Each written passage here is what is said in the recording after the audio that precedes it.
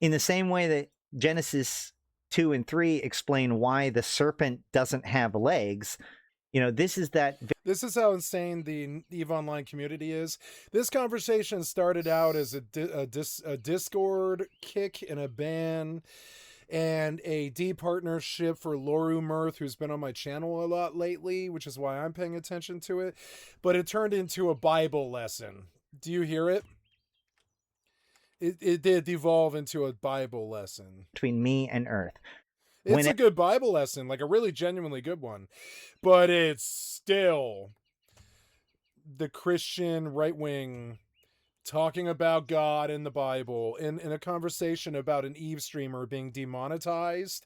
And that's how nutty the community is. You can see it. For him, he felt he needed to give a Bible lesson when Loru Mirth got banned. He felt he needed to give a Bible lesson to homophobes. That's how weird and nutty and smart and intelligent and crazy and shitty these nerds actually are. And I'm sure I'm not good with this stuff either. Whenever I bring clouds over the earth and the rainbow appears in the clouds, I will remember my covenant between me and you and all living creatures of every kind. Never again will the waters become flood to destroy all life. Wherever the rainbow appears in the clouds, I will see it and remember the everlasting covenant between God and all living creatures of every kind of the earth. So why does God put the rainbow in the earth? Or why does God put rainbow in the sky? Not to remind the people. What did he say? Listen to this. This is very subtle, but this is the very kind of thing that this kind of Christian... You think I'm kidding about Bible lesson? No, he's giving a Bible lesson in the middle of this conversation about Loru Mirth's career. And it is so fascinating to me how crazy it is that it's just like, okay. Theology tries to do to corrupt. The guy said something about the Bible and homosexuality. So now we get a Bible lesson because this guy was very, very offended by it. And I'm offended by it too. But still, it's kind of crazy that his response was a Bible lesson, 2 hour long Bible lesson. The scripture. He is misquoted. This is why I don't like nerds. They don't usually do predictable things. They do these unpredictable, genius, cool things, but they're often improper. They're like in the wrong place, or they're in the wrong time, or something little inappropriate, or whatever it is. It's, lacks social grace. Yeah, it's like it sort of lacks social grace for this nerd to publish a 2-hour Bible lesson. Quoting the scripture. He's misrepresenting the scripture, and that is what I take offense to. And he puts up a rainbow, reminding people that he will not flood the earth ever again. It is not to remind people. It is to remind God. It does not say every time you will see the rainbow, you will remember this covenant. It says every time I see this rainbow, I being God, I will remember my covenant with man. And he also suggests... again. And the next time, he says, he'll destroy the earth with fire. That is another thing that our good friend Fern here does a lot, which is take two different, very, very chronologically separated parts of scripture and smashes them together as if they're one thing. Yes, in this passage, in the Genesis, God says that he will never again flood the earth. But you know what he doesn't say? That next time it will be in fire. I actually had to do some extra search to see where the hell this fire... God made Adam for Eve, not Steve. Oh my God. ...thing even came from. And the answer goes, we have to... I just do not like that. I hate that sentence. I hate this fucking response.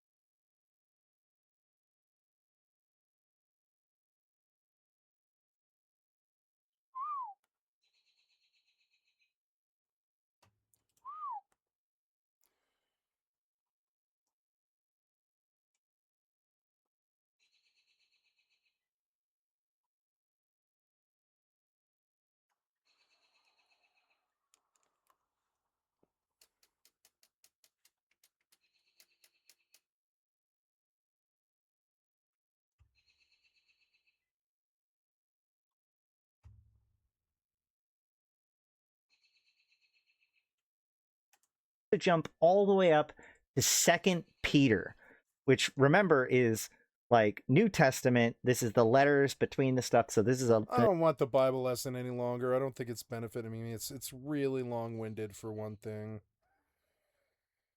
I like Bible lessons as much as I like any other lesson. It's fine. But it's also like, I don't feel I need a 2-hour Bible lesson. I know that homophobia is wrong.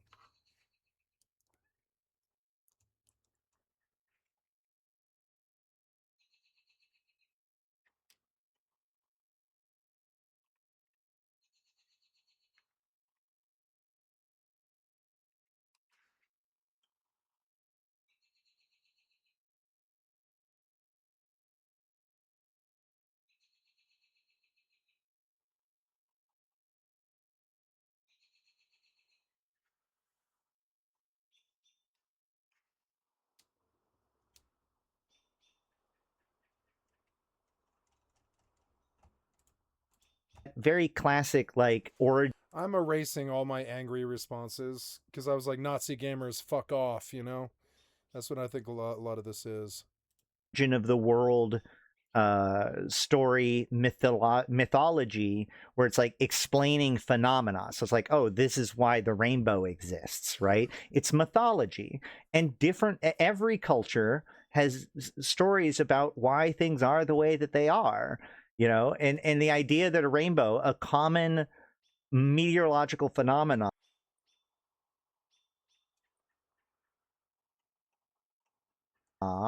that everyone's going to see, it is striking. It is within a people that don't have very much going on. It's probably one of the most interesting things that can just happen outside of like a lunar or solar eclipse. The new Nora Jasmine, I watched it already, but I want to watch it again. It's so good. It'll be a lot more entertaining than this guy. Fucking Bible lesson. This was a good Bible lesson.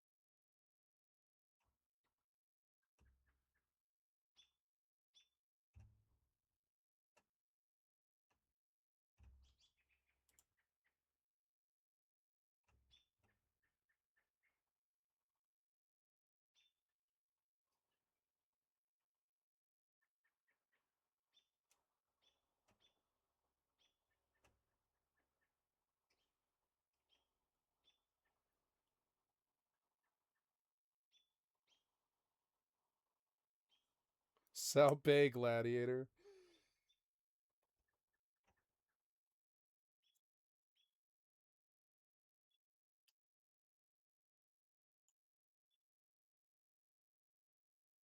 All 100 people that pay attention to it. He's right about that.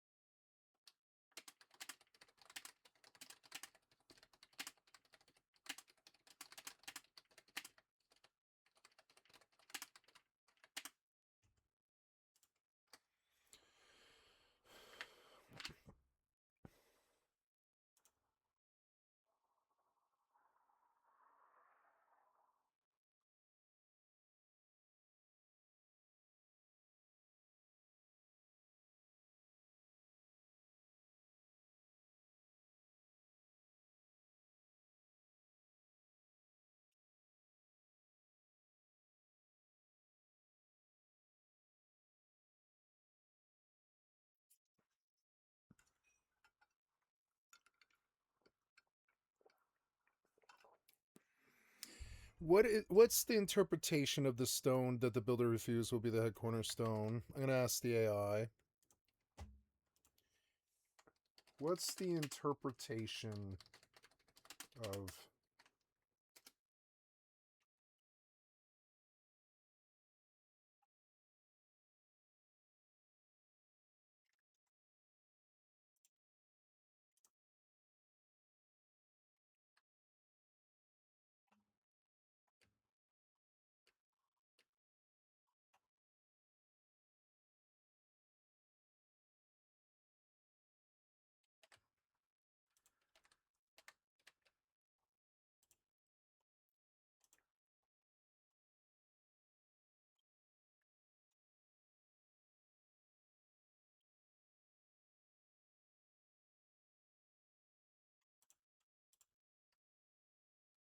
Hi, kitty. You want some lap?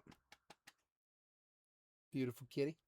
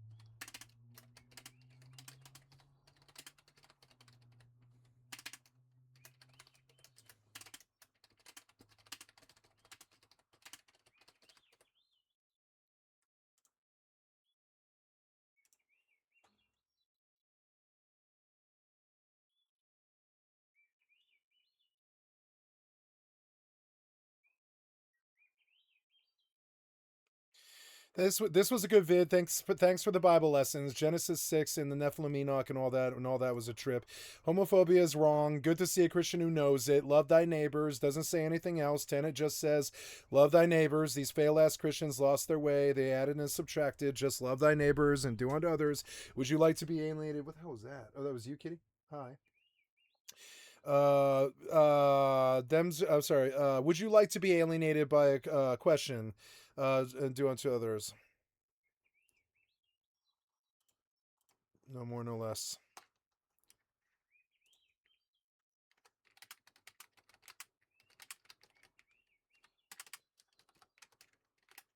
Would you like to be alienated by a gamer peer by persecuting who persecutes you?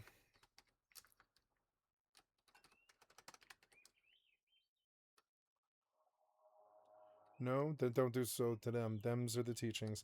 The stone of the builder also.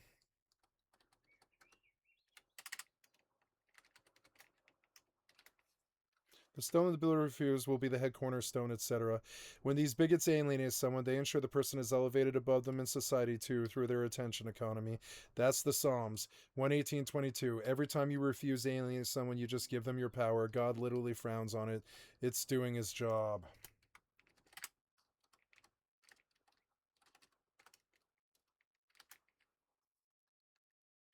It's okay to judge yourself. Others, not your fucking job, assholes. God's job.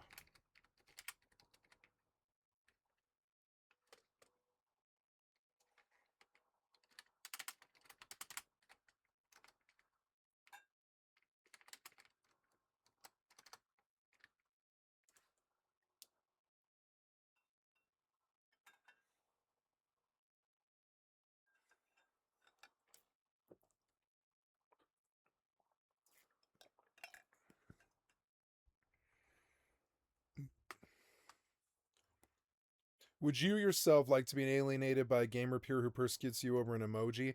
No, then don't do so to them. Them's are the teachings. Also, the stone that the builder refused will be the head cornerstone, etc. When these bigots alienate someone, they ensure the person is elevated above them in society too, through their attention economy. That's the Psalms 118:22. Every time you refuse to alienate someone, you just give them your power. God literally frowns on it. It's doing his job. It's okay to judge yourself. Others, not your fucking job, assholes. God's job.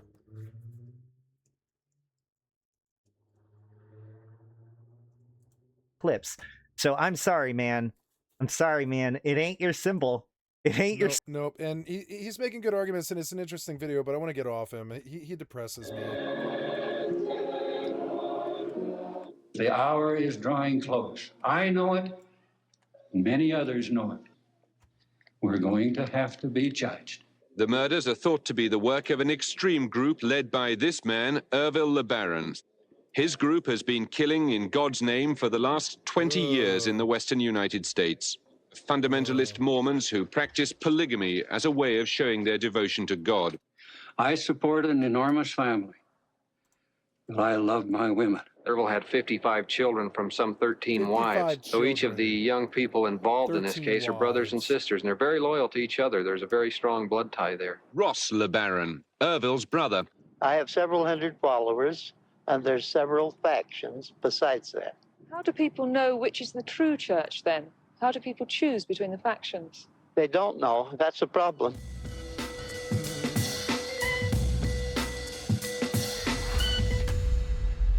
I love coffee cults. Today, I want to talk about the LeBaron family, especially evil Ervil. And that really is appropriate to say, not just because they sound similar. He's evil. Ervil LeBaron is considered one of the most dangerous cult leaders in American history and deadliest cult leaders in American history. They say that he ordered and was basically the reason for over 25 murders. There could be more. God, I love Nora Jasmine. I would marry her. That we don't know about. He basically created this militia out of his family, like a familitia, and his control over his followers was so intense that he was having these followers commit murder while he was in prison and also after he died. Like, even after he died, these people were still doing his bidding, putting themselves at risk under his control. Ervil LeBaron's story is actually said to be the inspiration behind the TV show Big Love. If you'll remember, it used to be on Haven't seen HBO about this polygamous cult. Oh, it's Chloe Sevigny. I really like her. And there's so many Was this good? It was probably so good. series and I want to watch this. Big Love. Can I watch Big Love? Yeah, it's probably on HBO. God damn it, HBO. Oh wait, no, I think we pay for HBO though. I think I can log into HBO Max. Actually, I don't think I have any problem. I can just sign in with my Comcast credentials if I remember. I don't know if I can do that on the TV. That's going to be more annoying. No, just go to HBO Max login or whatever. Yeah.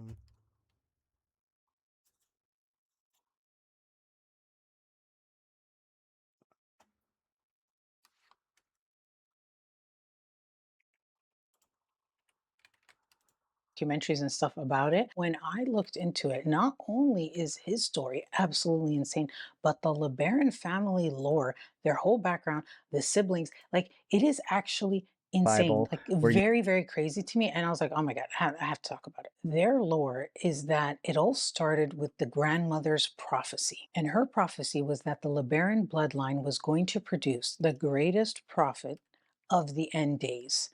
And this prophecy, if you really think about it, is what created so much bloodshed and so much fighting and sibling rivalry, sibling murder, other people like, because anyone who wanted to have a church that was Mormon and particularly fundamentalist, polygamist church was seen as a rival, because if they started talking about they're a prophet and it's the end times and they're going to be the ones to usher them in, immediately they were seen as a threat, specifically by Ervil, and he wanted to kill them to fulfill this divine prophecy, as well as then his own revelations that he had. Another thing too is the mental illness aspect. Okay, this is like really, I think, a huge part of it that is not talked about, or maybe it is, I don't know. But the point is, there was a lot of mental illness in the family that seems to have been handed down. And I don't know if the grandmother had it, maybe, but for sure, the father, so Ervil's father, his name is Alldayerrydaybaby LeBaron Sr. He also had, this belief that the LeBaron family had a quote, special divine destiny to restore true priesthood authority on earth. And part of this was, of course, polygamy. At this time, it's like the late 1800s, and the Mormon church in the United States is not allowing polygamy anymore. They're trying to get more integrated, and even though it's part of their teachings and really accepted, they're officially against it and it's illegal. And so, to get away from that, Ervil LeBaron's father, Alma, moves the family to Mexico, where they start a community there where they can kind of get away from these laws and marry as many women and children as they would like. The LeBaron family is in Chihuahua, Mexico, and in Colonia Juarez specifically. On February 22nd, 1925, an evil Ervil baby named Ervil was born. Evil Ervil is not what they called him, or maybe they did behind his back. I'm sure they did. It's too easy not to. However, he was born into this family, and being taught from like a young age that their bloodline is meant for this divine priesthood for the last days. The thing is, he's not the eldest. The eldest is Joel. And so Joel is really seen as the one who's going to be the prophet, and Ervil is sort of his second in command for now. For context, the LeBaron family aren't the only Mormons who went to Mexico. These Mormons who went and colonized or settled, depending on who you ask, in northern Mexico in the late 1800s, they saw themselves as fleeing religious persecution and bringing this beautiful gift of Mormonism to the people of Mexico. Or if they didn't want it, just leave us alone so that we can, marry women and children, do our thing. It was a very typical fundamentalist polygamous Mormon churches over there, and they had different leaders, a lot of whom claimed to be prophets. At this time, Ervil's father is in charge of the church. They had this church, and it was called church of the firstborn of the fullness of times. And when Alma died in 1951, he passed the church on to his eldest son, Joel. The mentally ill factor is a big one here because Alma was very unstable. They say that he was deeply unstable and that he alternated between religious grandiosity and periods of what sounded like severe depression or psychosis. He had these prophetic claims and had divine visions, and he would constantly tell the kids that the LeBaron bloodline was special, cosmically divine. When you start talking about revelation and divine stuff and religion, spirituality, it's kind of hard to be like, what is just believing in things that we can't explain or don't know or can't prove versus being actually delusional? Because if you're going to use that, like, you could say pretty much anybody religious is mentally ill, which is crazy. You know what I mean? But the thing is, there were other things other than just these beliefs that led to that. And there were researchers who have studied the family, and this is what they say. They say that they suggest that what ran through the LeBaron line was likely a combination of heritable mental illness, possibly bipolar disorder with psychotic features, and an environment that validated and amplified rather than treated these symptoms. When Alma died, he had at least, they say, 13 children. And a lot of the sons were vying for the position that Alma had. So now that their dad died, and it's like, okay, well, he's not going to be the one to usher us into the end times. Which one of us is it going to be? Now, he named Joel as his successor, but Ervil and other brothers would come out and say, actually, no, it's not Joel, it's me. And so they would end up claiming to be a prophet, to usher in the end times, starting their own church, getting their own followers. And they were kind of like competing in that way. But it was only Ervil who took it to this point of like a deadly rivalry. This whole rivalry thing was actually fostered within the family because they grew up in this very chaotic environment that was very crowded, very obsessive with this idea that they were going to be prophets, and that the kids were competing and encouraged to compete for their father's approval and affection when their father was alive. So now that their father died, and some of them had some similar traits to him in terms of mental illness, the competition was no longer for their father's approval, but for like, who's going to be the prophet. These are some of the brothers that we're going to be talking about today. So there's Joel LeBaron, and he is going to be actually murdered by Ervil. And then there's Verlin LeBaron.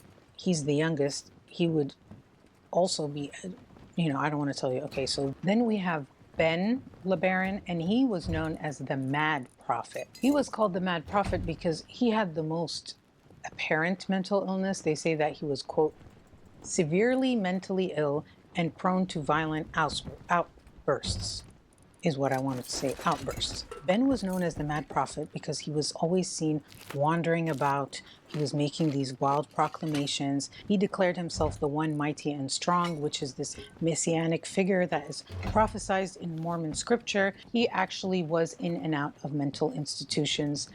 But, he was able to get a following, like a pretty decent one at that. Ben was actually killed by his own cult members. His followers, they beat him to death. Of course, we have Ervil LeBaron. So Ervil would end up being the most well-known one, the one who killed a bunch of people, had maybe the largest following. And the thing with him is that he also seemed to have a mental illness, but he was mentally ill. I just can't bring when they myself. say there's a fine line between genius and insanity. Yeah, he was one of those like crazy smart type of people, if you will, because he actually was intelligent. They say that he was intellectually curious. He read a lot of literature and was able of creating, quote, I don't know, this might be debatable, but they say sophisticated theological argument, debatable to some. But he also had this remarkable memory for scripture, and that he could recite and repeat things like very impressively from memory. Really, his intelligence was in his ability to manipulate and control. That's where he really was above and beyond others, because what he was able to achieve is I don't know if impressive is the word, but It's not easy to do. There are Can't seem to also manage to experts do who this. have diagnosed him with malignant I've lost like narcissism 15 mil or something. and psychopathy. In addition to his malignant narcissism and psychopathy is his profound laziness. They said he was very, very lazy. He would go out of his way and manipulate, and I think that's also probably why he became so manipulative, is of his desire to maintain his laziness. If he could find a way to get out of doing anything, he would find a way. If you could find someone else to do it for him, you could find a way. Because think about it, right? 25 plus murders. I will get you to whitewash the fence. I'm like that. I'm like, if somebody else can do it, they should do it. Because I don't care. Like, right? It sucks. It's like somebody else should do it, you know? If you'll do it, you go do it. I'm not doing it. If you're willing to do it, you go do it. I'm not willing to do it. Okay, so I guess I farm up... I guess I go get a green card at... I don't know. No, I don't know where I would get a green card around here. I would have to go really fucking far. Maybe I'll just stay...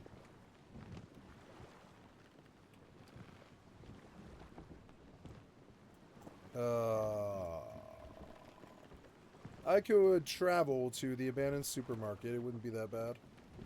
Get a green card and then go back to fucking Harbor. Which is what I'll have to do if I want to actually go get fucking blue card. Or not blue card, but like a green card. I'll have to go to an abandoned supermarket. I can't just materialize a green card, can I? Could you buy a green card? Let me go ask the AI. I don't think you can. In Rust, is it possible to buy a green card with scrap? I can't remember.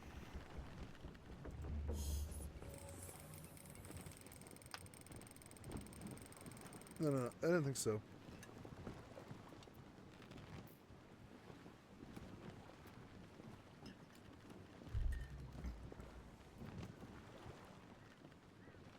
Oh, yeah, lighthouse would be not a bad solution. But there's no... I mean, there's... Yeah, I can't get to that lighthouse right there. Oh, there's a lighthouse right around the corner. That'll be a green card. And then I can just come back to Harbor. So it's just some sailing that I've got to do. I came to Harbor, but honestly, it is not the next step of this survival journey. The next step of this survival journey is going to Lighthouse and getting a green card. So that's what I'm going to go do. I fucked up. Plus, also, I've got some more renovation to do on the base. So I'm going to move out now. Oh, yeah, I'll probably have to reef the sails again, because I think I jumped off the ship. Right. Oh, no, yeah, they're down. They're down. Yeah, I'm moving.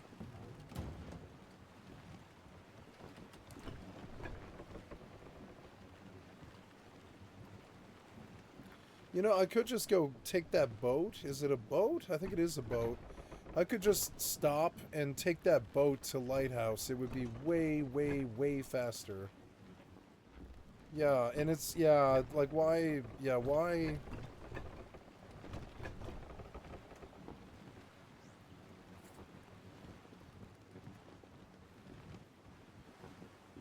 Yeah, I'll just stop on the shore and I'll go take this this boat to Lighthouse, because it's way, way, way faster, and that way I don't have to move the ship that far.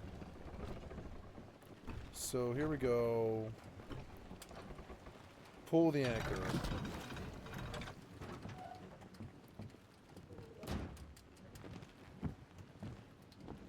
Yeah, seems good. Need to buy some flippers from Fishing Village. And I think I'll move up and down the shore.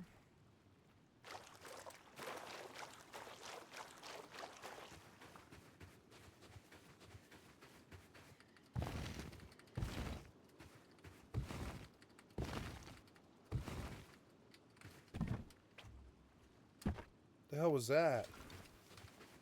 Oh.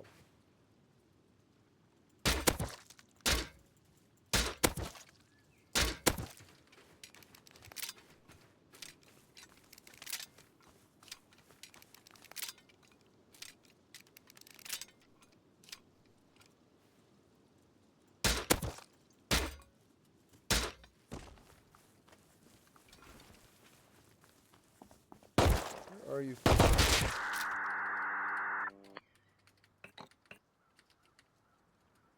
Hey, a blueprint frag. That's good. That's real good. Nice. Scientists are good, huh? Yeah, maybe just looting might be better, huh? I'm gonna wear a wetsuit just so I don't get, like, elemental damage from the weather. When you wear a wetsuit, you don't ever have to worry about freezing to death, because the wetsuit will keep you warm. And that's a big deal in a survival situation. Sometimes I think about buying a wetsuit, like a big fat wetsuit that feels loose, so you can just be impervious to freezing cold. You know, you can wear a wetsuit. It probably isn't good for you. You probably don't want to wear a wetsuit longer than like 6 hours or something, but maybe long johns. Maybe let's just buy long johns in that way I don't have to worry about heat in the winter. I don't think the cat will freeze to death. Yeah, I mean, yeah, it does sometimes get below 40 degrees here. So you do need some like door, you know, house heating, where you do get like some freezing to death temperatures. The blueprint frag was really good, but I also need like advanced blueprint frags, which means running blue carb, which means running fucking airfield. Airfield was... Oh no, airfield's center of the map, which is not that bad. I could just go down to airfield. I bet I can find a motorcycle at mining outpost and just shoot south to airfield on a motorcycle. I could just go to bandit camp and I could save up 750 scrap and maybe I should have made... Oh no, I didn't land... I didn't put a cannon down. I'm going to land a mini heli on the boat, and I'll use the mini heli to travel around the server. And that's what I'll do with my first 750 scrap, because I have transportation issues that I really shouldn't have to face. I don't have any natural predators on this server. Nobody's going to fuck with me here. So efficiency is king. It's essentially a PvE server. And my friends are surprised that I'm willing to play on it. But I mean, I don't care. I've been harassed for so long that I'll play a single player server. I don't care. If it means being left alone to my own devices. Like that guy, he wanted me to come talk in the Discord tonight. I'm like, oh yeah, once a week on like Friday or Saturday or something, I'll come talk to you guys, but I don't even want to do that. Like, honestly, I don't even want to do that. I don't want to talk to gamers right now. I just want to do my stream. I like gamers and I get along with them, and I got no issue with them. But like, you know, but I also don't really want to give them my stream economy. I don't. I'm sorry, I don't. I don't know. I'm not the same, I don't think. I think I've been further than a lot of these people, and I'm not the same. I'm not the same as them. I'm not saying I'm better. I'm saying I'm not the same as them. I don't think we see eye to eye on almost anything. From politics, I don't think they have the same politics, to outlook and spirituality, and I've slept with a lot more girls than them, I guarantee it, and I've done a lot more drugs than them, and I've spent more money probably than them, and I just don't feel that I'm the same. I don't know, I've never met a gamer that I thought was equal socially when you add it all together. It's everything that I've done in my life. So that guy was like kind of proposing that I get sociality from the Discord. I don't want sociality from the Discord. I don't need it, and I don't value it. Like, I value it, but I don't go seeking it, because I don't usually get along with most people. I warned Tay about this a lot. I was like, I'm crazy. I told him. I did not hide it. I told him, like, what, like, I've been tripping over something my mother asked me in the interview she did recently about my life she had to do for her job and stuff. She asked me, she was like, what would your friends say about you? And with no hesitation, I said crazy. And I couldn't tell her why until tonight. And then I was like, I don't know how to verbalize this, but I am crazy. And this has to do with, I used to stay up for like 6 days at a time without drugs. So a lot of the times with drugs. But ooh, look, it's a jackhammer. Fucking sweet. That's good. And a fancy axe. Nice, that's good. And free bullets. Bullets are always good. I guess this turret, I'll save that turret because it is valuable. Like, or I don't know, I think I'm going to recycle the turret. It's really good mats.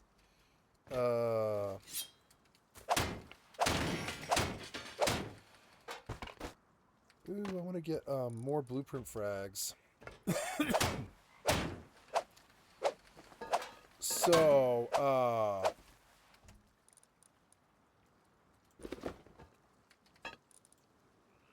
where did this... I guess that is a scrap pile.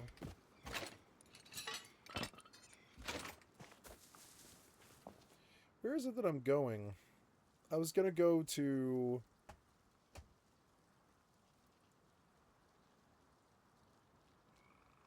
Lighthouse. But I got out of the boats for some reason, and I came to fill my inventory. Which is okay, but it's just, you know... But that wasn't really what I was doing. I'm going to Lighthouse. I don't know why I came to the road. I just autopiloted to the fucking road. My brain's on autopilot these days because my brain is scrambled. Like those dare to don't... Oh no, I came to the shore to get on a boat. But yes, and I'm going to get on the boat, but I'm going to drop loot on the ship first. I love this game. I wish other games had this kind of depth.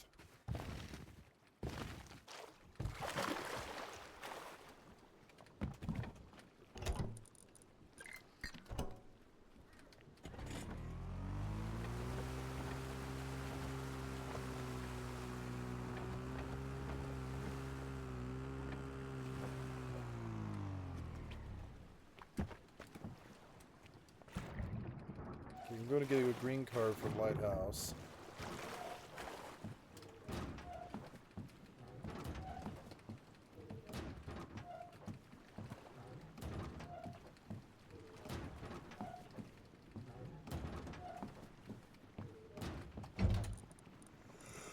Oh yeah, I want to edit this base and put down chests, but I suppose I'll dump all this first. Yeah, it was good stuff, though. I got a lot of good stuff while I was out there. Including a jackhammer, which I'm very happy about. That's something I really needed. So, let's go edit. Oh, it requires a boat building station. I didn't grab it. No, I didn't. This is a private server, bitch. They can't come here. I fucking love that. Private server is the best. Private server is best. This is the best server I've ever been on. This is the best server I've ever been on. I want to be a snob. And keep the bad people away from me. Private invite only. So... unable to deploy and edit in this place. Raise this, but I mean, I also have to go... Oops.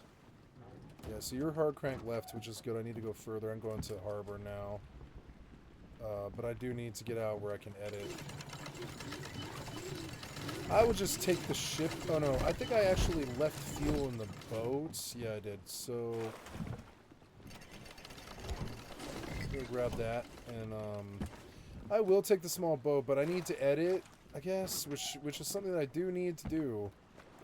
It kind of sucks. I need to edit, so I'm going to just go to Lighthouse with my ship. It's slower, way slower, but it does fit this slow RP journey that this is. Why can't I just autopilot? I can't bring myself to autopilot. I try to short pilot, and then I just forget. So I'm just going to autopilot. It would have been safer. Do it. I can't bring myself to autopilot. I try to fast jump, and then I forget what I'm doing. And then I lose the ship. Thank God this ship isn't worth anything. And I've been insuring. So it's like I've lost some money today, but it's basically the same thing as losing a hypernet bet. I lose like 50 times that gambling or whatever. Speaking of gambling, I haven't done my gambling. So insure. Yep. And then go out to the Abyss spot, like pretty much immediately. Leave this system, leave this fleet. Go in the corp chat to your own name. Invite yourself. Good. Go out to the Abyss spot. Yeah, what am I doing here? I'm taking the ship. Yeah, I'm taking the ship out, huh? Yep. Let's take the ship out. I haven't reefed the sails. I gotta go do that.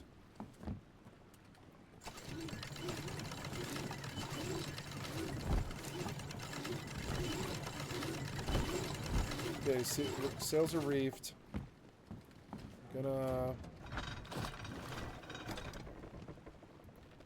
Wait, was that stop? Oh, raise the angle.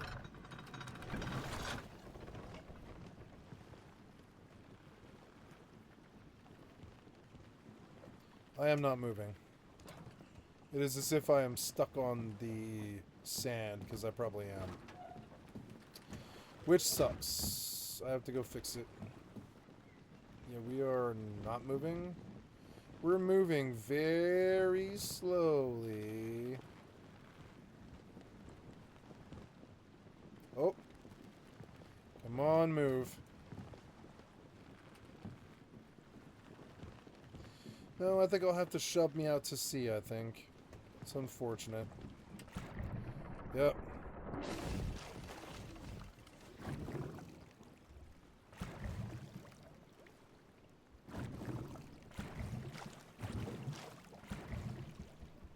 I got too close to the land. It happens.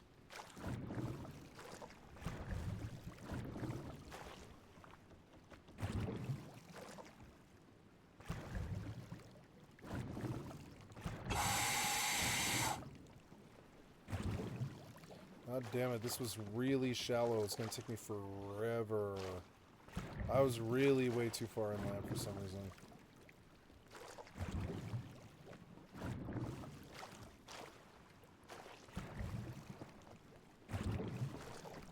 Maybe the water's deep enough now.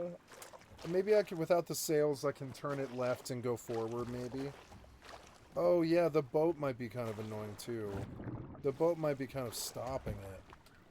So let's, yeah, the boat did take a bunch of friction damage. So let's get the boat out of here. What I'm gonna do is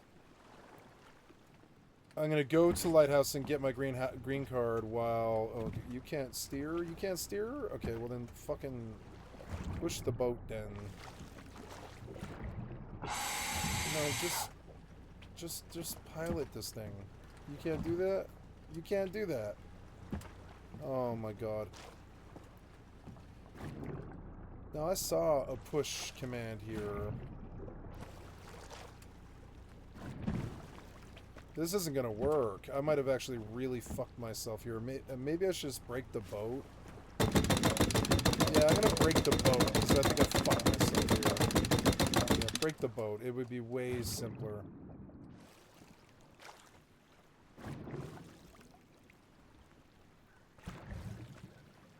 The boat was preventing me from getting off the belt.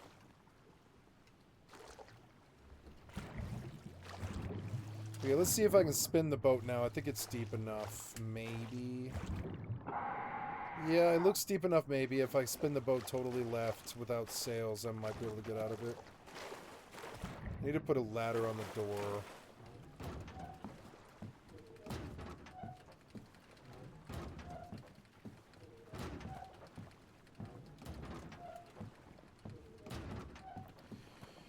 Do I have rope?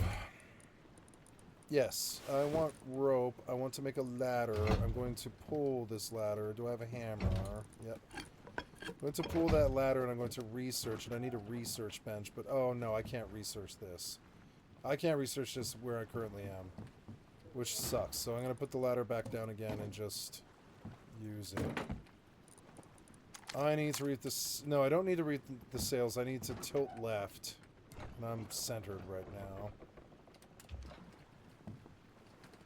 So I should be listing left, but I'm locked on the shore still. So I'm just gonna keep shoving the boat.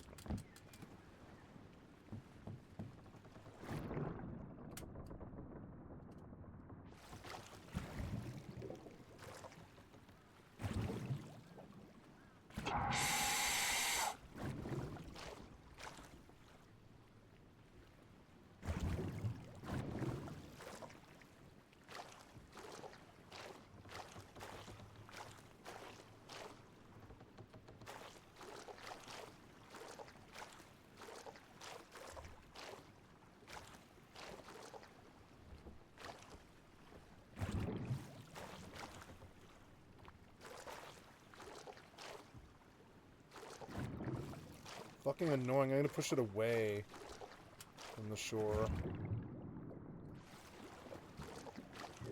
This is taking forever. This is such a time thief.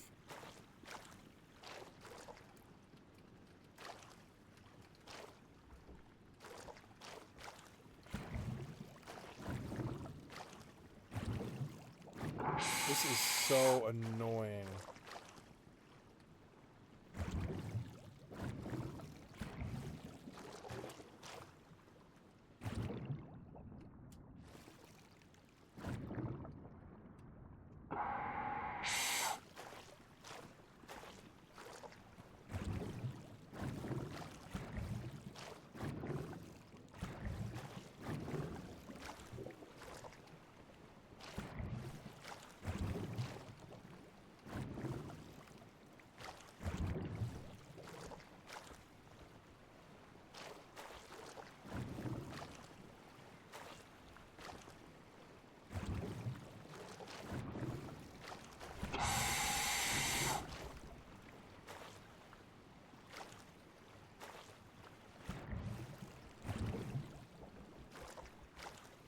I hate this. I wish they wouldn't design like this.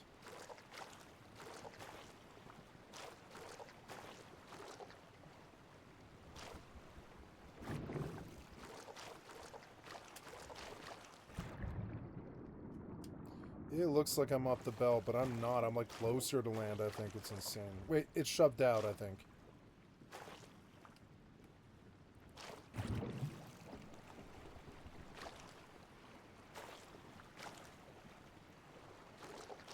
Maybe I can turn now?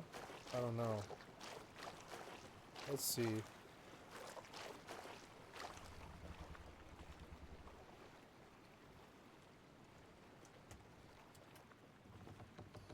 I don't know, it might be really fucking wedged. I don't know if I'm gonna be able to get out of this. I'll try. But it might take me like 2 hours, which is so dumb. I'd rather almost abandon the base at that point. Fucking dumb. It shouldn't cost me 2 hours to try and move the base 5 feet. Piece of shit developer.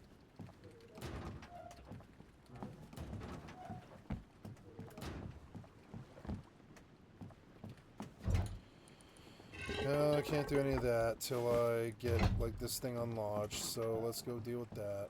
See if I can move this thing. Oh, look, it's turning though. Oh, good, maybe I can get out of this.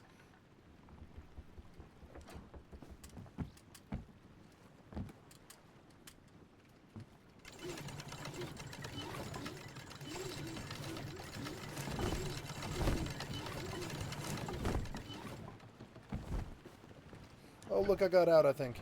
Oh, good, thank God. It wasn't 2 hours, it was like 20 minutes or something. But that's okay. As long as I got out of it. God damn it, that was annoying. I had to sink the fucking boat. And this is way slower to sail there. But whatever. I should just save up 750 scrap and go buy a mini heli. That's the best plan. I could just land it on the back of the fucking boat and repair the heli all the time. And that would be a better solution. I wonder if I can make a roof. No, they don't let you make a roof, huh? It would be cool to make a helipad on a raft. Like, leave the back of a raft completely... I don't know. Can you make a raft? I don't think you can. A 4x4 raft might move fairly quickly, yeah.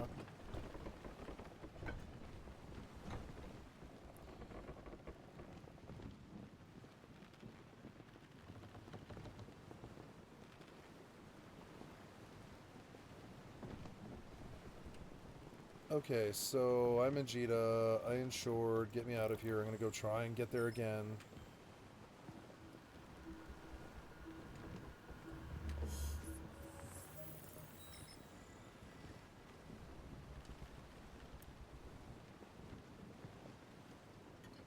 So if you kill 4 scientists, you're supposed to get a green card. I didn't know that.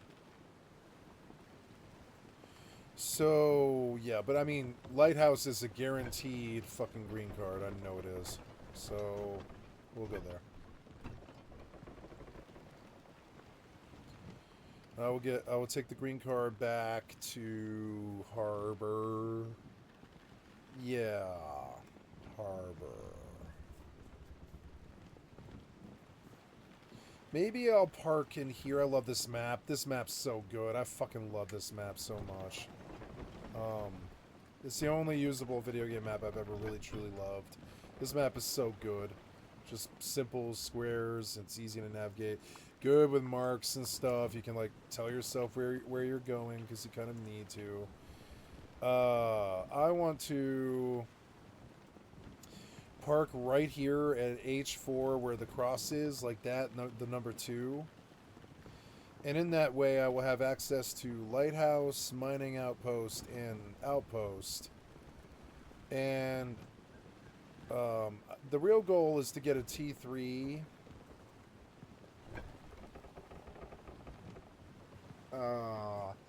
I don't even know why I'm worried about T2. I really shouldn't be worried about T2, but I don't know. I think you need a T2 to make a T3, though. So, or is that how that works? I don't know. Yeah, I don't think you can skip T2. You have to actually have a T2 to make a T3, I think. So, I don't know. Maybe you can do it with a T1. I don't know. I don't honestly know the answer to that question. So, so I guess I just do the whole thing, which I don't mind. I don't mind the content, but I do mind how fucking far it is to go anywhere in a PvE non-hardcore server. Damn, I'm out of food, huh? Okay. So I will land a helicopter on the back of this boat, and I will use it to fly to what's it called? Lighthouse and harbor and airfield and run airfield 5 times. I'll land the heli at airfield because that's not a bad flight. It's the center of the map, so it's not very long from wherever you are. I think I want to swim in. I don't want to be anywhere near the land at all, and I'm learning that. Yeah, I'd rather swim in. It's kind of annoying, but... And I don't have flippers, I don't think. I might have pulled a pair of flippers by now, but I don't know.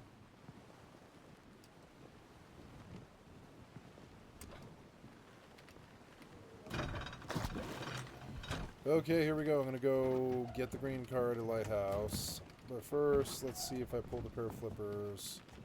I don't think I did. No. So, go out now.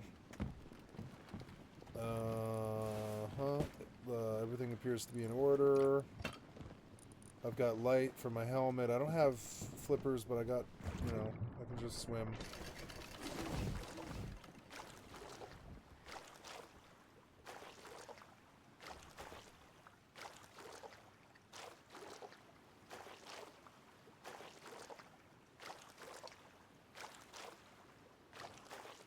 I'm gonna start treating my finger with Neosporin because it's got some kind of nasty lesion. I've got like a lesion on my finger. I don't know why. It's itchy and it's big and it has some pus sometimes. It's annoying.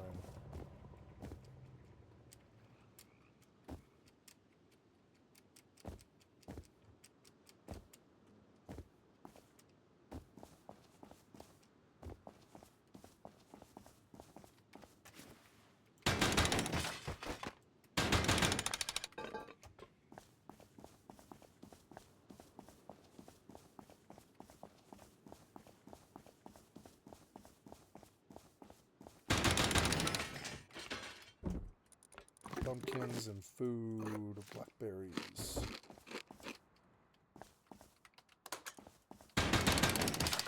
Good crude oil, which is good. I can boil it at harbor and use it to run my engines. That was a lot of fuses. That's good. There's green card. That's what I came for.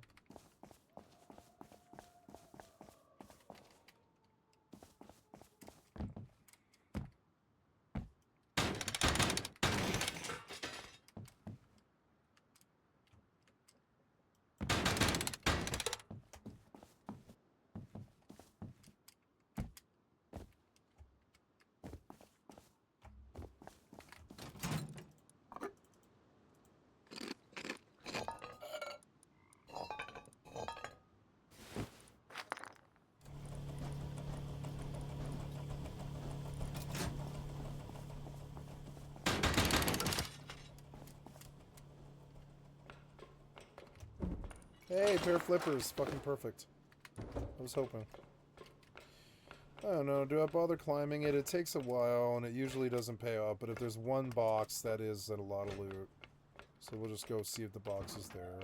Beautiful sunset. Hells yeah. Look at that beautiful pink sunset over the dark side of the island in the harbor that I just left. I love this game. Fucking beautiful. It's like the most beautiful game I've ever played. It had the most natural beauty that I've ever experienced in a video game. And it wasn't always like that. It kind of looked kind of like Half-Life 2 for a while. But now it looks like Rust, and Rust looks really beautiful sometimes. I remember my third week of ever playing this game, I was stalking some dude who had a torch in a meadow on the Canadian server with a compound bow. And I remember thinking, God, him running in the middle of the night in the grass and seeing the torch flicker on the grass and stuff was one of the more beautiful things I'd ever seen in a video game. And I never forgot that moment for whatever reason. And I fired the combat bow and I killed him. And he had a key on him. And I took the key to the nearby base. And sure enough, I walked right in his fucking base. That was like week 3. I was like, why does this guy have a key? And I was like, key? That's the only time I've ever seen a key ever either. And that was my third week. So I just took the key to this 2x2 nearby. And I just walked in the fucking front door to his TC. I couldn't get in the TC. But I was able to take like a whole couple of boxes of loot or whatever. He was just carrying a key to his house around. Which used to be a thing in Rust. You could give a key to somebody and they could come in your base, but they couldn't touch your TC. That's how you get around not trusting somebody if they'll kill your TC or not. It's just giving them a key to the front door. But what the devs didn't think about that is it also gives the public a key to your front door, which is fucking stupid in a game like this. It's fucking stupid to even take the risk. So no veteran player does it. Ever. You understand? Ever. But I mean, I killed somebody with a key one time, and I robbed his base, and it was like my third week of playing or something like that too. And the time I killed him with the compound bow while his torch was flickering over the grass, it was fucking beautiful. The moon was out, and I could just see him, but he couldn't see me, and it was like it was frankly beautiful. Like this game can be beautiful. Definitely. Very pretty.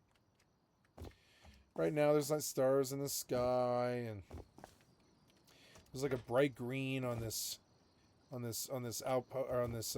recycler, and there's like a lighthouse spinning, and a red light on outpost, which is across the way, and the beautiful map. Like I don't know why the game is dated now. The graphics are dated, like compared to even Winrose had better graphics in this game. But this game is still naturally beautiful. It's the most naturalist beauty game I've ever played. Okay, can I survive a drop? Probably not, huh? Let's do some bandages. I used to drop off this, like right here. Because you can kind of just drop. See it? Yeah, you don't take any damage at all, actually. They changed it, but it used to be you took like 40 damage, and that's a big deal on a survival run. You might just get nail gun right then and there, and that 40 health might really matter. So I used to avoid doing it, but now I'm just going to drop out of Lighthouse really fast every time, because it's fast now. They've rethought the monument. I remember when they did it. Splish, and then... Flippers. I love private server. I've never felt safer than this. Thank you. Oh, thank you, Tay. Tay was a good friend. I remember when I met Tay, I was like, I would like to keep this person in my life. I remember thinking it. Both him and his friend Boom. I was like, I would like to keep this person in my life. I took Boom off my friends list, which I wish I hadn't done, because Boom probably never wanted to speak to me again after that. He's the kind of type that you don't do that to. You know, he's a good man. And he just doesn't understand somebody unfriending him. He probably doesn't understand it any more than I do. And I unfriended him because I was scared that he might be the stream stalker. So, you know, but I really wish I hadn't done that. Boom was a good friend of mine.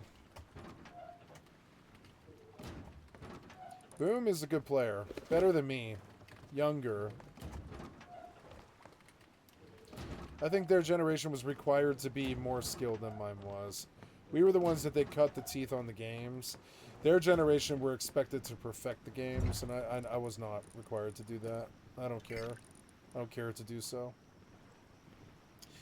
Okay, so we're going to dump a bunch of loot in here. Then I got to go out away from the lighthouse, and I need to put down chests because I'm, like, out of room. I've got a green card. I'm going to take it to harbor. I've got to read the sails and drink more. Aye, your mateys. Let's drink more. More grog.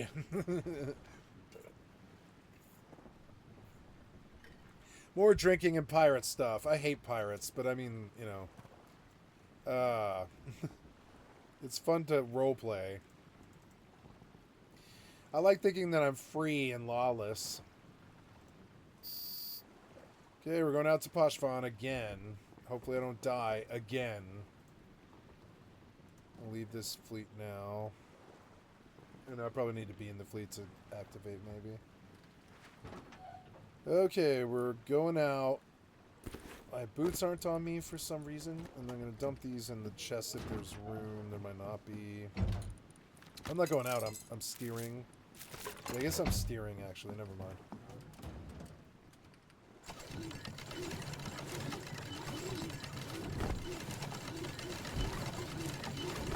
Please, the switch that turns on the sails is too much work.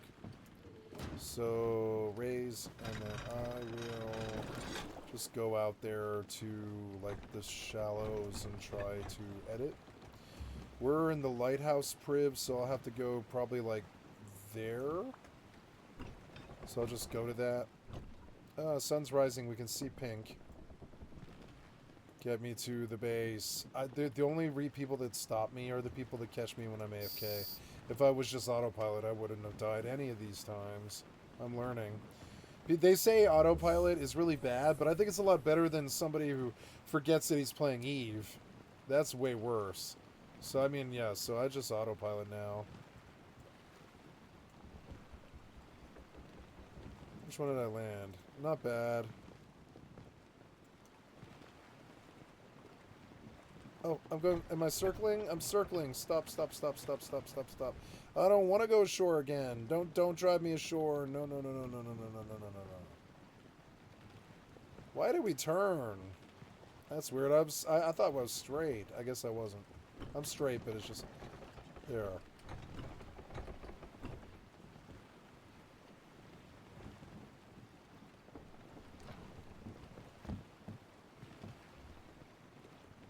I need to get away from Lighthouse, and I'm really close to it.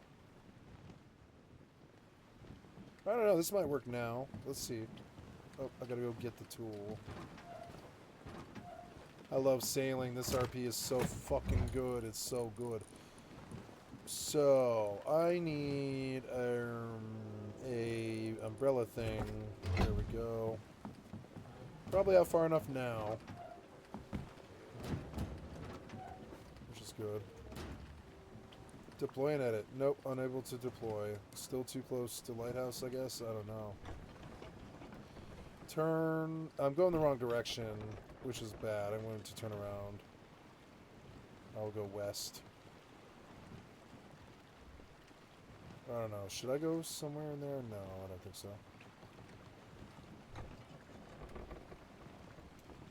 And he didn't kill one of them. Not one. He ordered all of them. So he's going to have you do his dirty work, his clean work, his just work, anything. He doesn't want to do it. You do it. It was just also his laziness in his own doctrine. Like he would rip off other churches. He was also a thief, that he would defraud other religious organizations, going in there, pretending to be part of the congregation, and then actually just like straight up robbing them.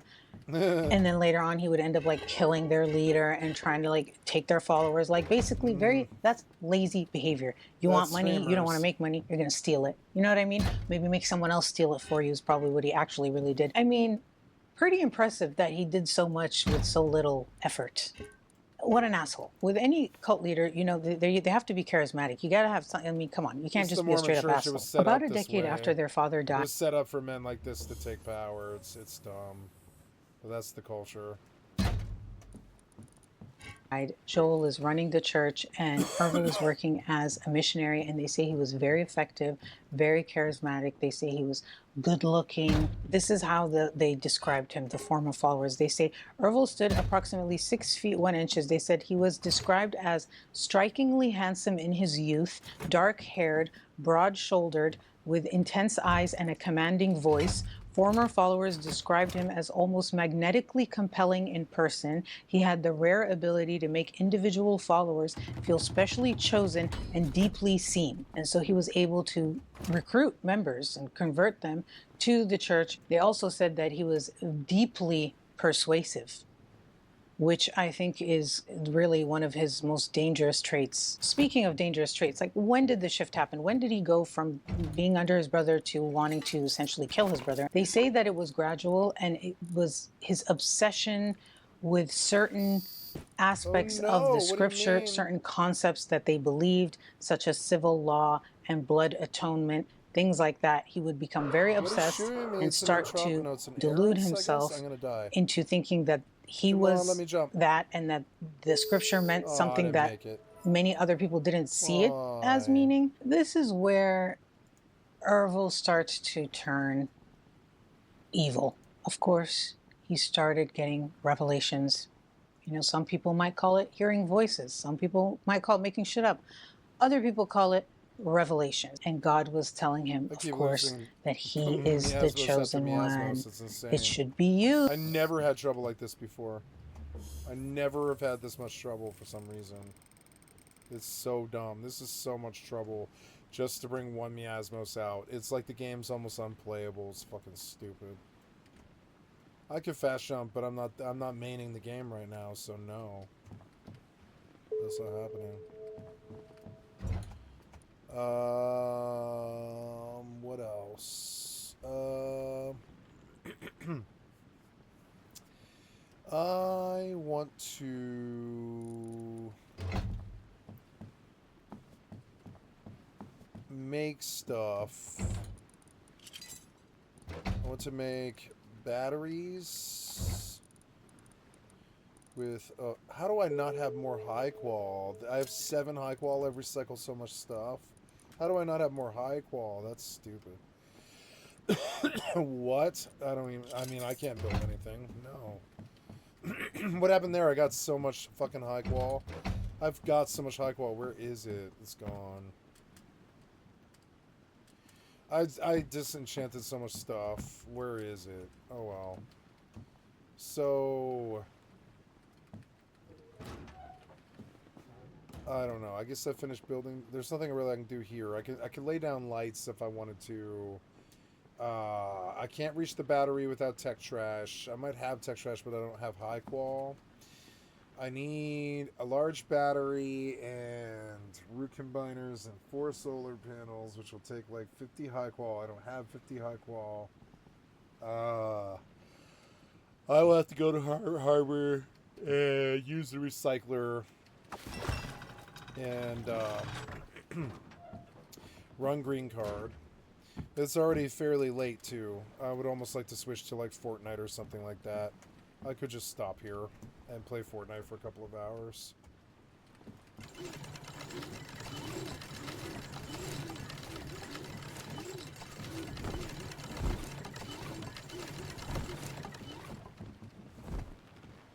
I don't know. Let's sail. I mean, I like playing this game. It's fine. Maybe I should keep this on offline so it doesn't ever disconnect me and I can just level it all day. That's like I was trying to do with 7 days. Wouldn't mind looting that. It's probably a lot of loot. Or else I can just go to fucking Harbor or something hard. Oh, I wanted to put down some campfires, which I don't think you can do in Priv, but you can do it outside of Priv. I might be in Priv right now, though. Put down a campfire if I can, like in the center of this room. Or not the, well, yeah, not the center, but like right here. Yeah, and then, oh good, I was able to do it. And then a campfire right there. Cannot build in this area. I guess the... Oh, there we go. That's perfect. There we go. Sweet.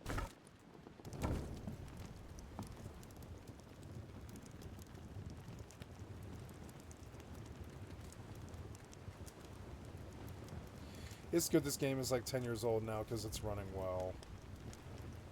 It runs so well for what it graphically gives you.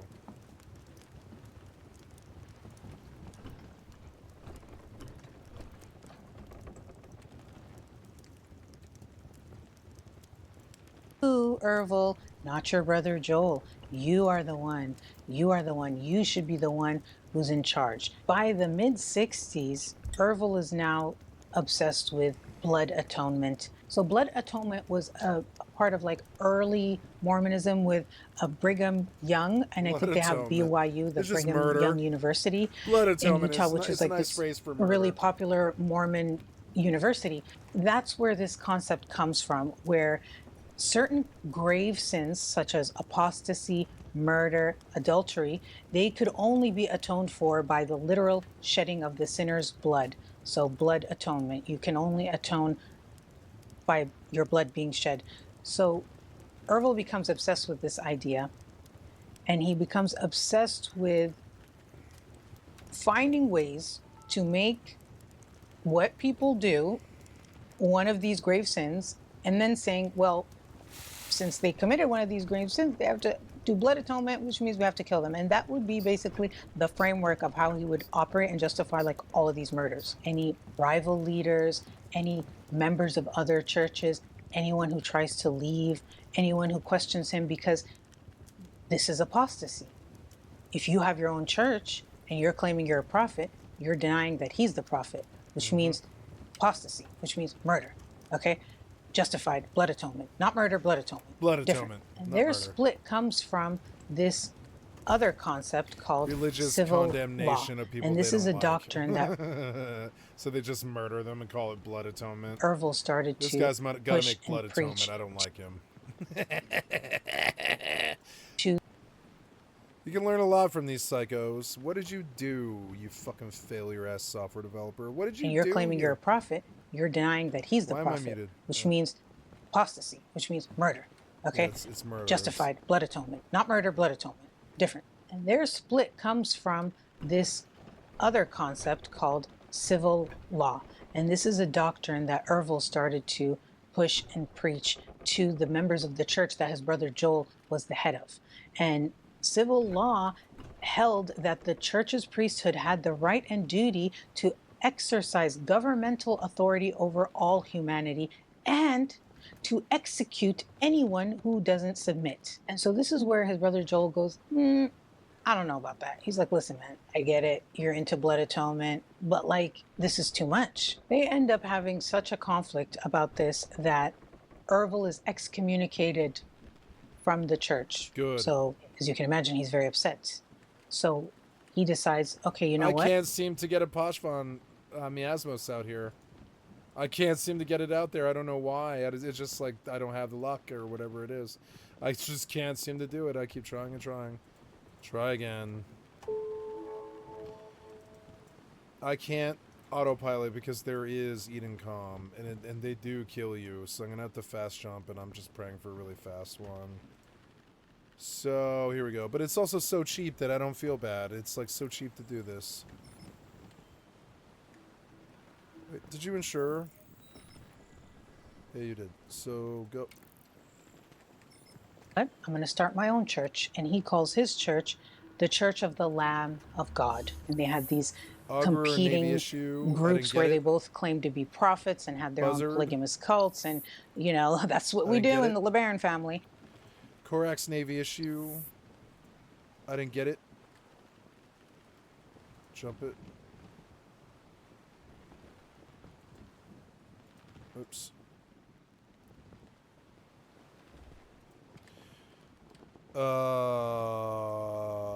Cybernetic subprocessor. I didn't get it. Drake. I didn't get it.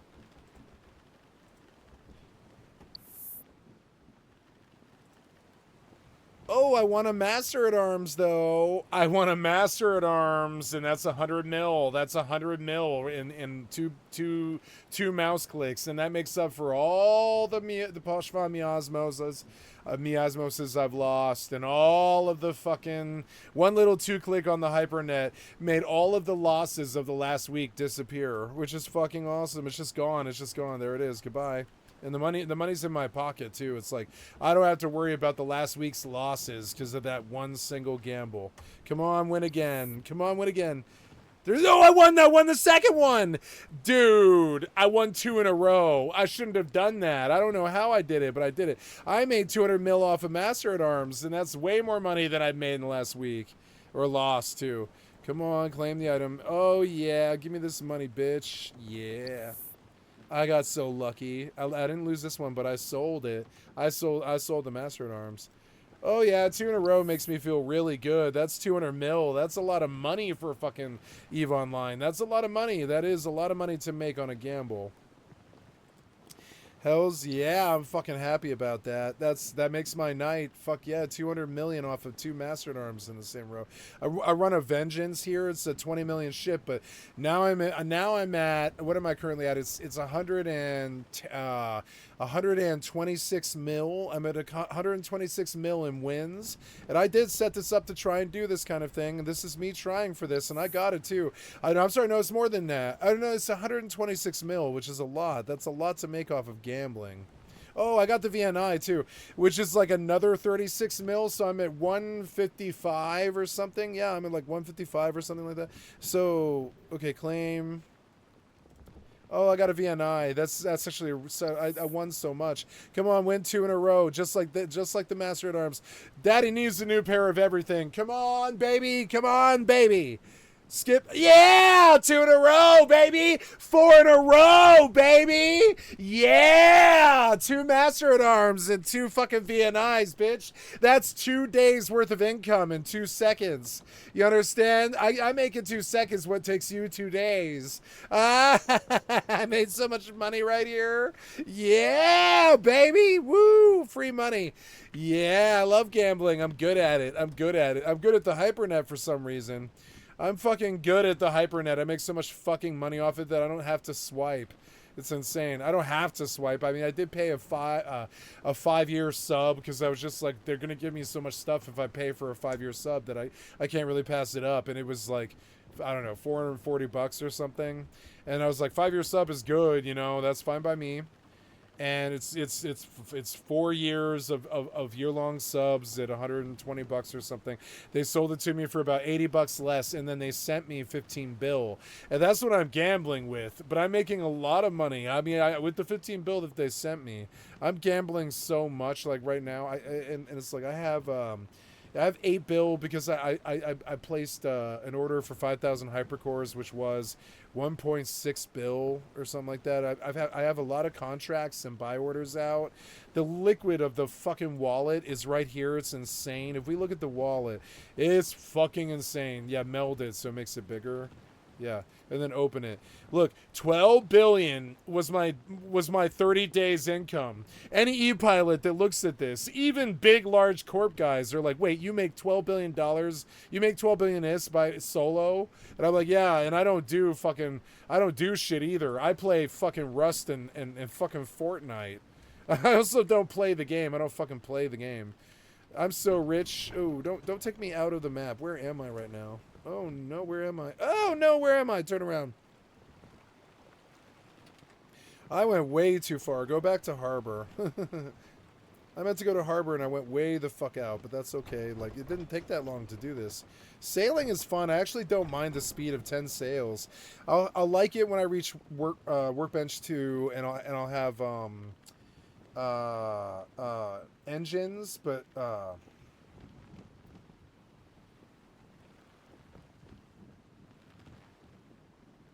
any way we could get a T3 in the outpost? Is that sort of stuff possible?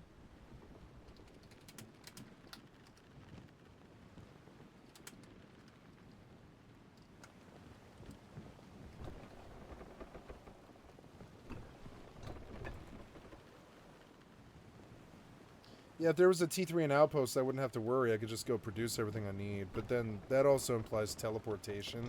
Trips to the outpost aren't worth... yeah, like the trip to the outpost isn't really worth getting a free access to a free T3. It's not enough work. Anyways, so I want to jump out now. Try again. I will fast jump this time. I will play Project Discovery. And I will, like, fast jump. Because I've been dying so much that it's just faster and cheaper for me to actually make the trip than it is to... No. I want... Yeah. No. Wait, what was that? I don't want her ever, doing hypernet. I prefer my main to do that, so I'm just gonna put it on my tilde key. Begin. She's never done this before. Skip the introduction, skip tutorial. I know how to hypernet. Then yep, and then take the hypertrace. 12 billion in 30 days, bitch. I used to dream of numbers like this, and I didn't swipe this last month. This is all income, bitch. That's income. I'm doing so fucking good. That's hypernet income. I make so much money, motherfucker. I make so much money. You know what a monthly sub is? It's 3.2 billion. And so I make 4 monthly subs in just ISK every month or whatever it is. It's insane. It doesn't look like it because it takes 30 days, but I mean, I make so much money.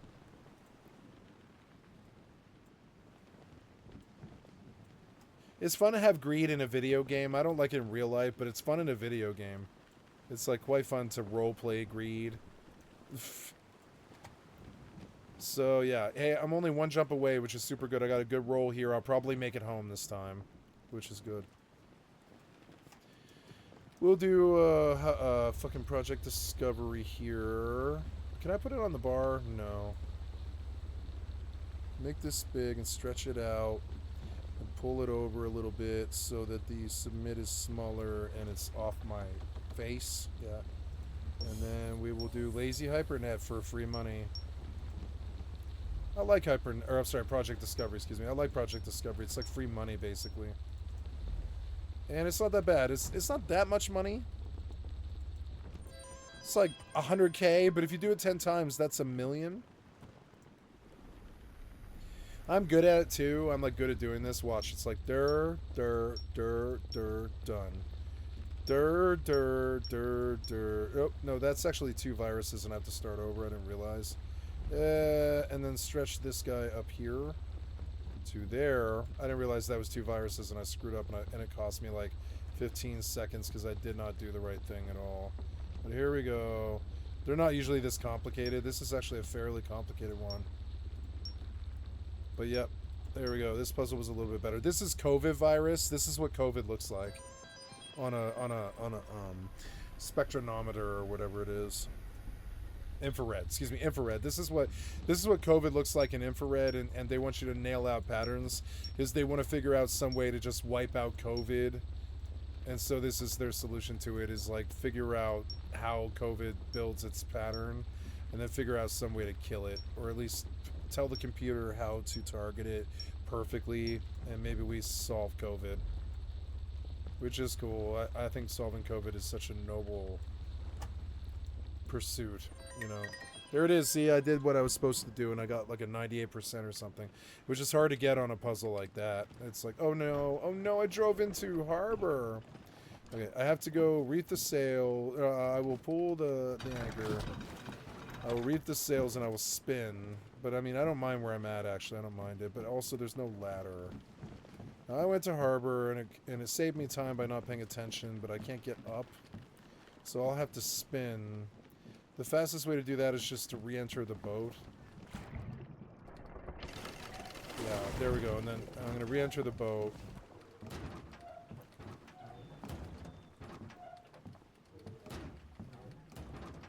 I don't know if it's fastest. It might have been faster to go reef the sails, because these doors take time. This might have been slower, actually. I don't know. It's hard to say. So, spin. Oh no, you're gonna force me to push? What about the other direction? Wait, is this up? Raise, raise. Let me spin. Oh, maybe I should turn the other direction, maybe, actually. I don't know. Oh no, I'll have to, like, back up or something. I don't know. Oh, you can back up now. Look, you can back up now, which really changes things. So you can move without a sail now. That's cool. They fixed it a little bit. They fixed this problem. And it allows you to get out of this terrible situation better. I'm stuck now, and I'll probably have to push the boat. Maybe if I hard crank left and turn on all the sails, I might get out of this. We're gonna try. Nope, I think I'm stuck and I'm gonna have to push. Oh no, I don't know, never mind, I got free. I got free. Very good, so get in. Steer around to the other side of harbor. I can't really tell where I'm at. I don't want to crash into harbor, though. I had to use some eye drops. My eyes keep getting kind of dry.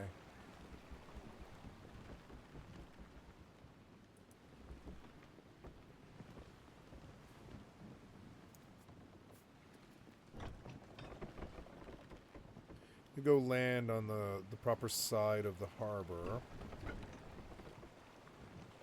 I can land at a ladder. A ladder would be sufficient, but I want to land at the recycler.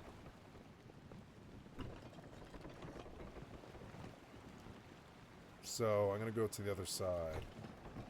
It takes a lot of time. Oh, God. Jump, jump, jump, jump, jump, jump, jump, jump. What am I doing? Duck, duck, duck, duck, duck, duck, duck, duck, duck, duck.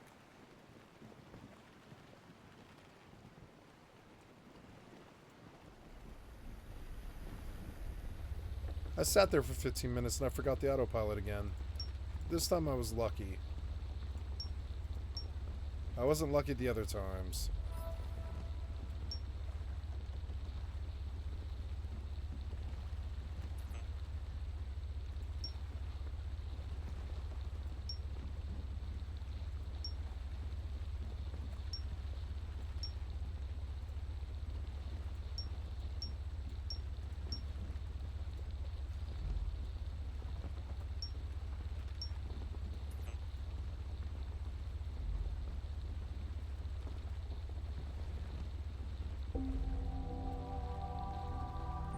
Failed? What do you mean failed? I did that perfectly. What are you talking about? Damn, this got way more complicated, and I'm like a brand new player too in this. I don't have a lot of record with this on this character. This will be a fail. It's failed. Substandard. How is that substandard? I don't know. I didn't know this was another virus. Hey, I made it this time. Yay. Okay, go back to work. We're going mining. I'm gonna invite her to the party.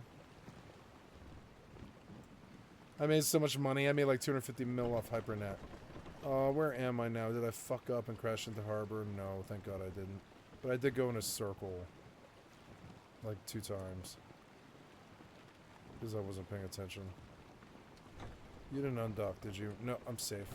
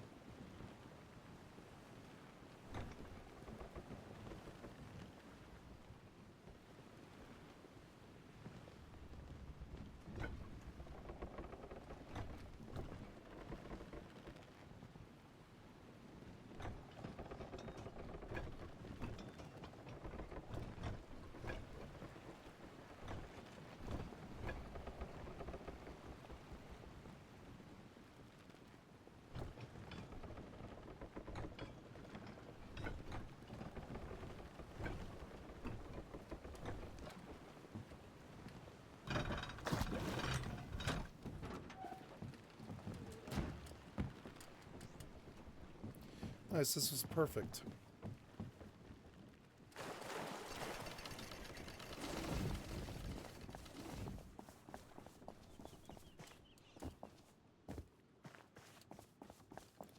I don't know, I guess I'm farming. I should have brought the green card and the fuses, because I should be running, like, the puzzle on cooldown. And I forgot, so I have to go back. Bad decision, bad choice. I shouldn't have rushed out. I should have remembered that I'm doing green card. I mean, it is a PvP server, but nobody's invited, which I really like. I like private servers.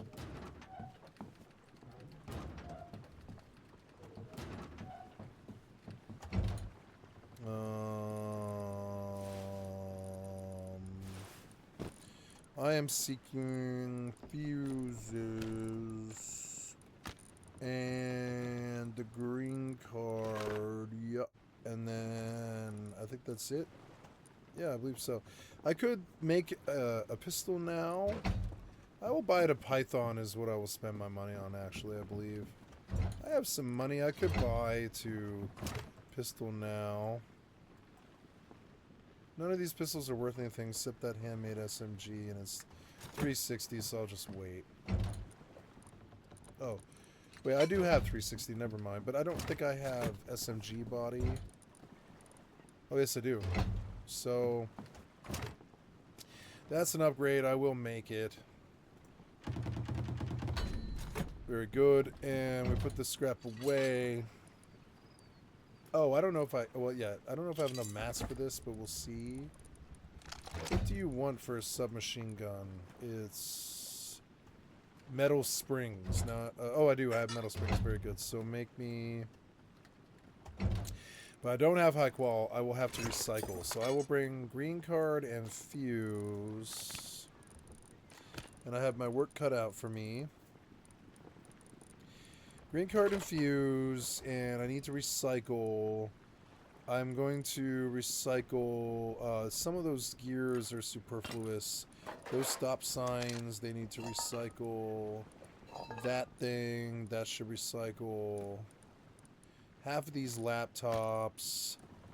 I'll keep this fuses in my slot, but the other fuses should recycle. I'll bring the flippers so that I can swim. I'll put them in my box. This turret should recycle because I'm not going to use it. I'm on boats this wipe. Half the rope could be recycled. The security cameras are worthless to me, I think. I mean, I don't know why I would need them. I don't care.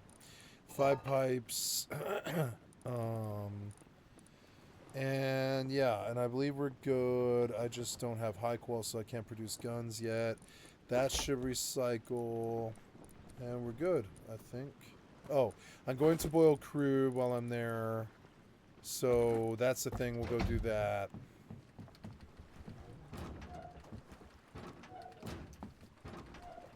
And that's all my harbor decisions, day one or whatever. I'm like, this is day one for me. I'm day one and I'm in a fully functional battle boat.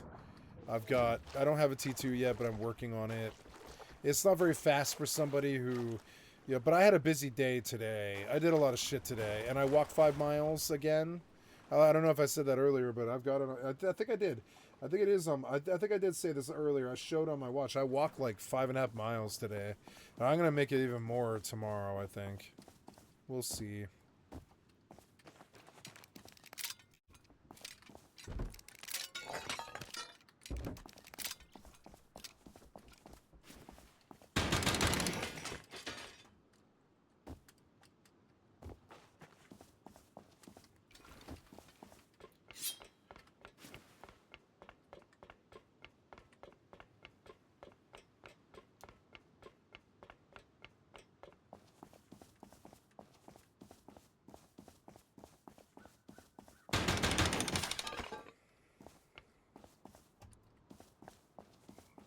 Ooh, is that a milk crate? No, but it's a box.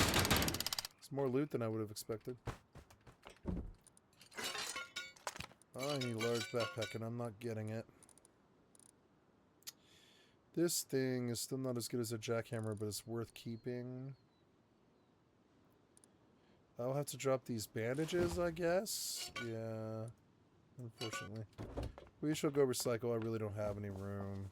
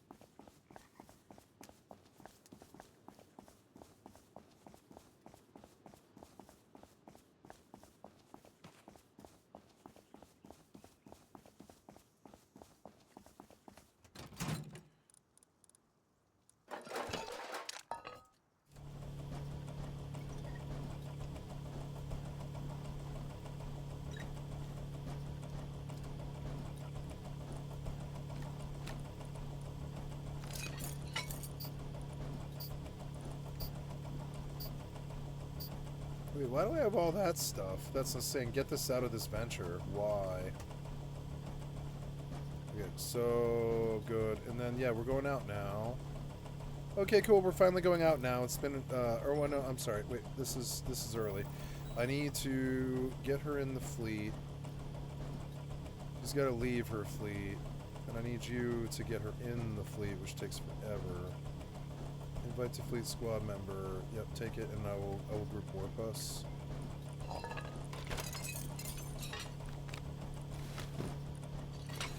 This will be high qual. A lot of high qual. I'll produce 3 SMGs and a bunch of bullets, but I also need to cook sulfur. That'll take fuel, which is why I'm boiling crude.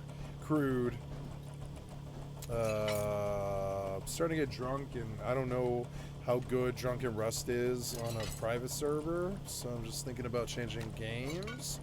550 scrap isn't bad. I'm gonna split these tech trash here.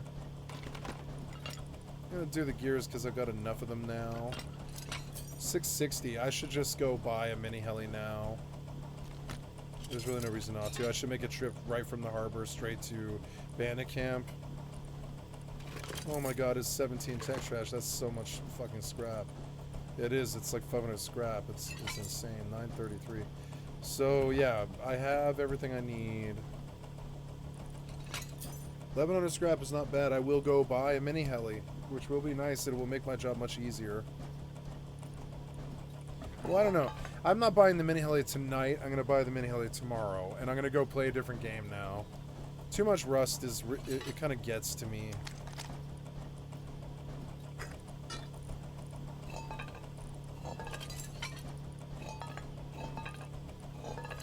I noticed that when Rust is around and I can play it without harassment, I don't play games like 76. You know, I feel like I'm substituting other games for Rust, and it is kind of a heroin addiction pretty much.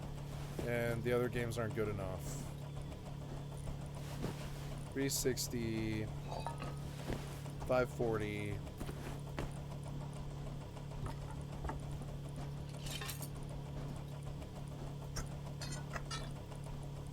Man, recycling is taking so fucking long. I still haven't gotten to those fucking fuses that I put in like 4 minutes ago. I've just been filling the first 2 slots with fuses. Why would I need that many fuses? I don't. It's good. I'm getting more metal frags than I need, which is sweet. Tomorrow I'll buy a mini heli. I need some way to put a mini heli on a boat, and I wonder if I want to extend the right side of my boat to have another 4x4 platform where the heli can just land, because with engines I'm not sure that matters.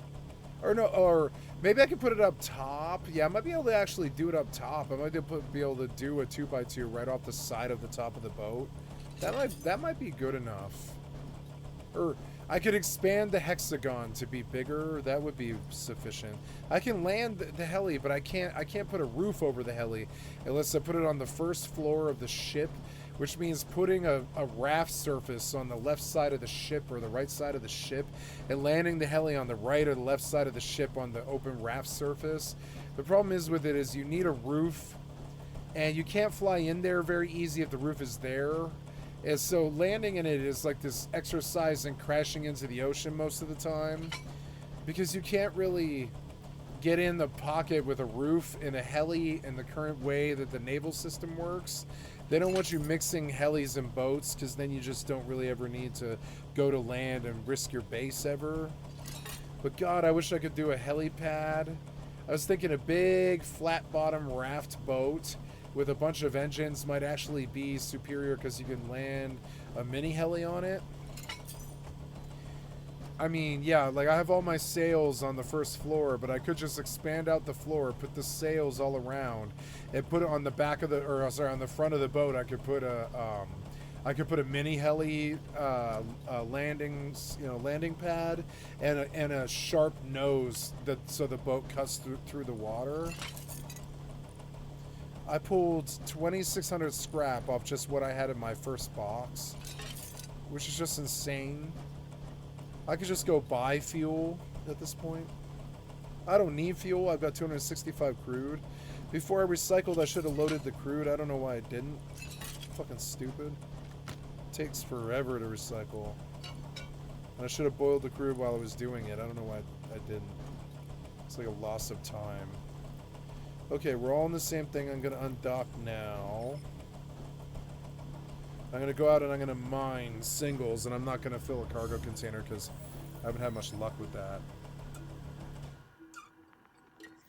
But every time I come back with like 10 mil with 2 million worth of fucking ventures, I do so well. That's so much profit for like Eve. Pulling 10 mil in 10 minutes with no risk really, or whatever, like no risk taken anyways, is such really good money. This site's good because you can go out all the way 200 kilometers out and just dump into a cargo container, which is what I'll do probably for the next 2 hours or whatever, and I'll end the shift at 1 o'clock, but I'll just keep dumping venture loads into cargo containers because it's an easy thing to do kind of mindlessly in the background. I don't know. I think I'll just dump singles and I'll do 1 or 2 runs because I don't think I can focus on Eve right now. Okay, let's go do the crude boiler. And then I'll run green card.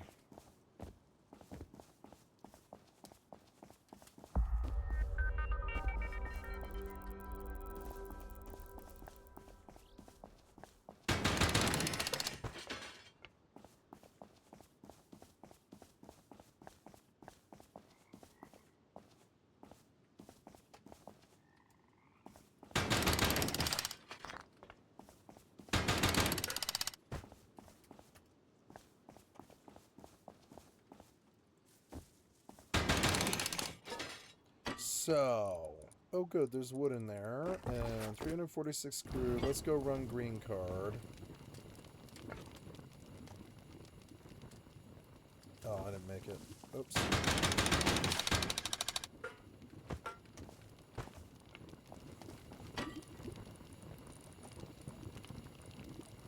$58 more crude to put me at 400. No, I'm gonna go run green card now. Oh good, it's the easy one. I like the easy one. Spotty connection. Metal blade SMG bodies. Okay, fuse, switch.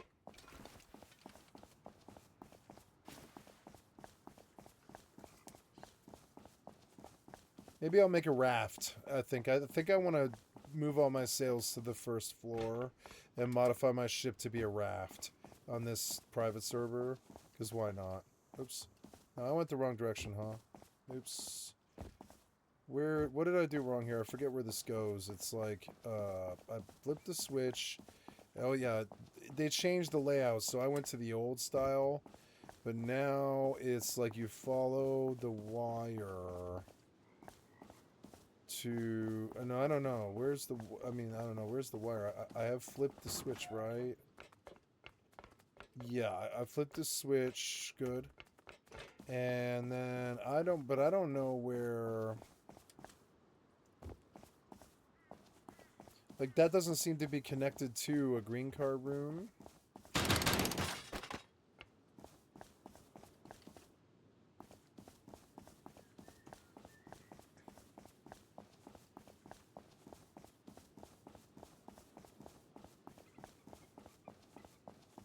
Is this it? No, this isn't it. This, like, the harbor seems to be messed up where...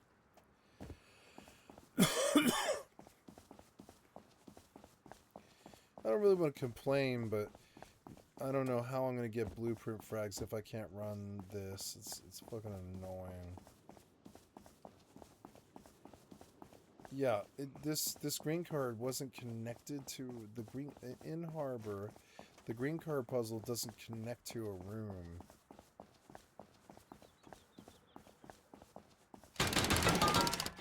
I don't think anyways. Am I tripping? I don't know. Maybe I am.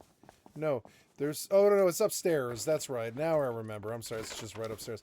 This is the easy one. I'm like, wait, I couldn't remember. They have so many different versions of the puzzle that it screws me up. There we go. Blue card. Ooh! Basic blueprint fragment. Yay! That's good. That's what we're after. So good. And, yeah, close this and I'll go pull this fuse because there's no reason not to reuse it, really. Yep. There we go. Probably long enough to go swipe. And now I don't have to worry. I can just log in tomorrow, do the same thing again. I'm going to go switch to a different game. Probably Overwatch for like an hour to warm up, and then Fortnite for the rest of the night. This is a good rest session. It's nice to be on a private server where the inevitable harassment doesn't show up in the first 5 minutes. It's nice to be completely impervious to worthless shitheads. Worthless, dishonorable, honorless shitheads.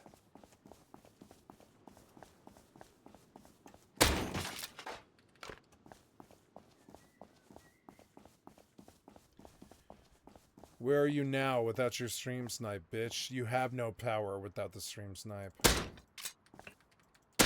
It's always just been the stream snipe. It's the only difference between you and me. I don't spy on you. You don't spy on me. You just watch my stream. And, you know, that's the difference. The stream snipe is the only power you've ever had. Some gimmick is your entire personality and strength. You never go anywhere with your life.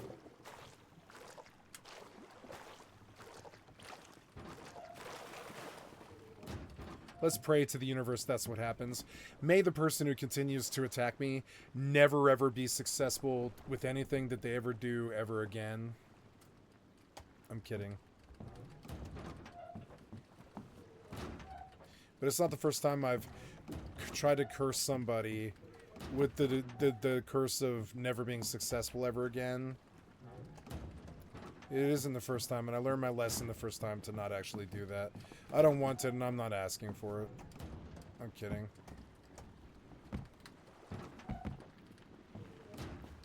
So good. Yep, and then this green barrel goes in the workbench. And then, ooh, blue card. Blue card's good. I can go to airfield. Airfield is a better monument to run than this, well, I would like to get a T2 and a T3, so it's all sequential. I'll do Harbor all day tomorrow. Look, it's 2,400 scrap, which is just insane. Why do I have 2,200 scrap? That's insane. Alright, anyways. Yeah, all that stuff should go away. The green card should go away until I use it again. Let's refill this thing. Yeah, and then reload those things, and then make me take the metal and the high qual and the springs, and make me 3. Oh no, and I also need whatever GP I've got, which I don't think I have any, huh? Yeah, even that sulfur doesn't seem to be here. I picked up some sulfur, but I don't see it.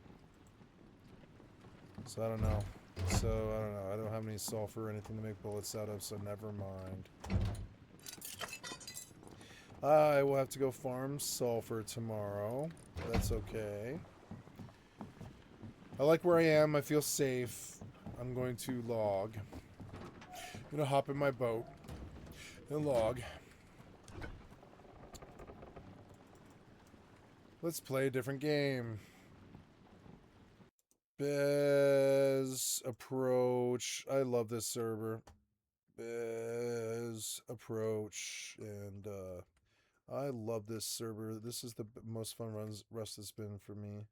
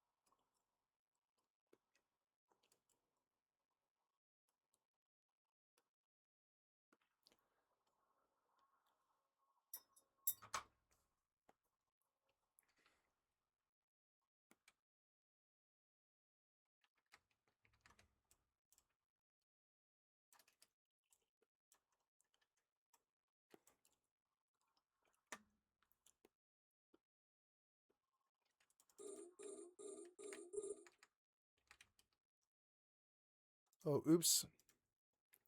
I forgot to use the micro warp drive. There we go. Now, I will try to make 50 million here while I do all this other stuff on Overwatch and Fortnite. It'll be hard to focus on that. You know, it'll be hard to do it. But dude, it's like midnight and my door and all my windows are open and it's still 75 degrees. It's the hottest summer Washington's had in a long time. No, wait, no, approach. Wait, I want you to approach this Bez. Wait, where am I? I should be way far out, right? I don't know. Like, where am I now? Yeah.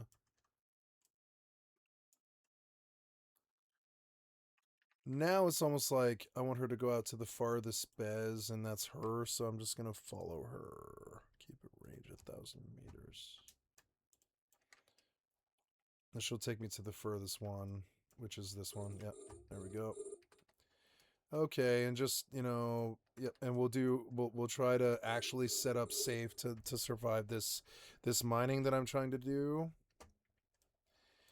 And so there we go. So I want to stop. Stop. Go back. Okay, I want you to pattern on her. Keep it range 500. And I will then mine and kill the micro warp drive and align to the station.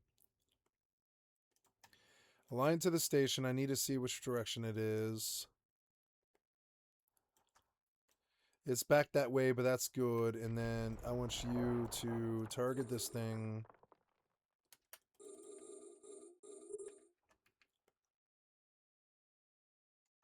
Yep. And then mine it and kill the micro warp drive and align to the station.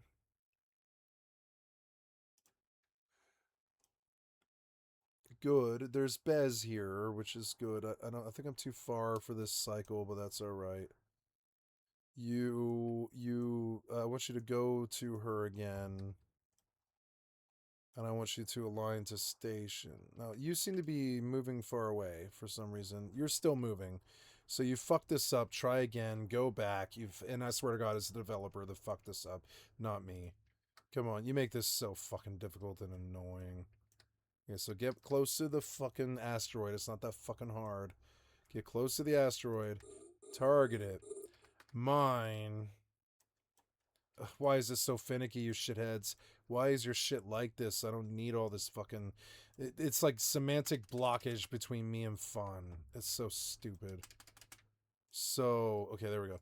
So then, align to the station. Align to the station. No, I need to be close to her. Keep it range 1,000. Let's go. Or no, I'm sorry. No, you don't. You need to be approaching this thing. Approach that thing. There. You need to be staying within 500 of her. There we go. I don't care about alignment anymore. I think it's a waste of time. I'll just get out if I'm going to get out. So stop.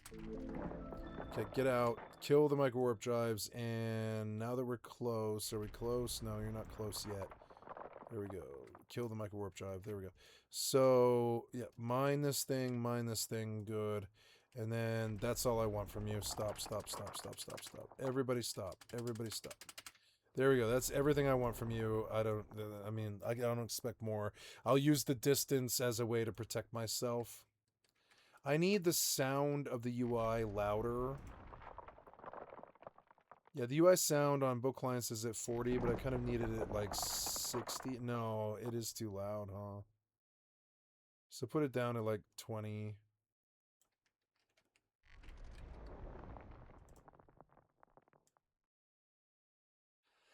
Excuse me. Excuse me. I sneeze so much and it bothers me.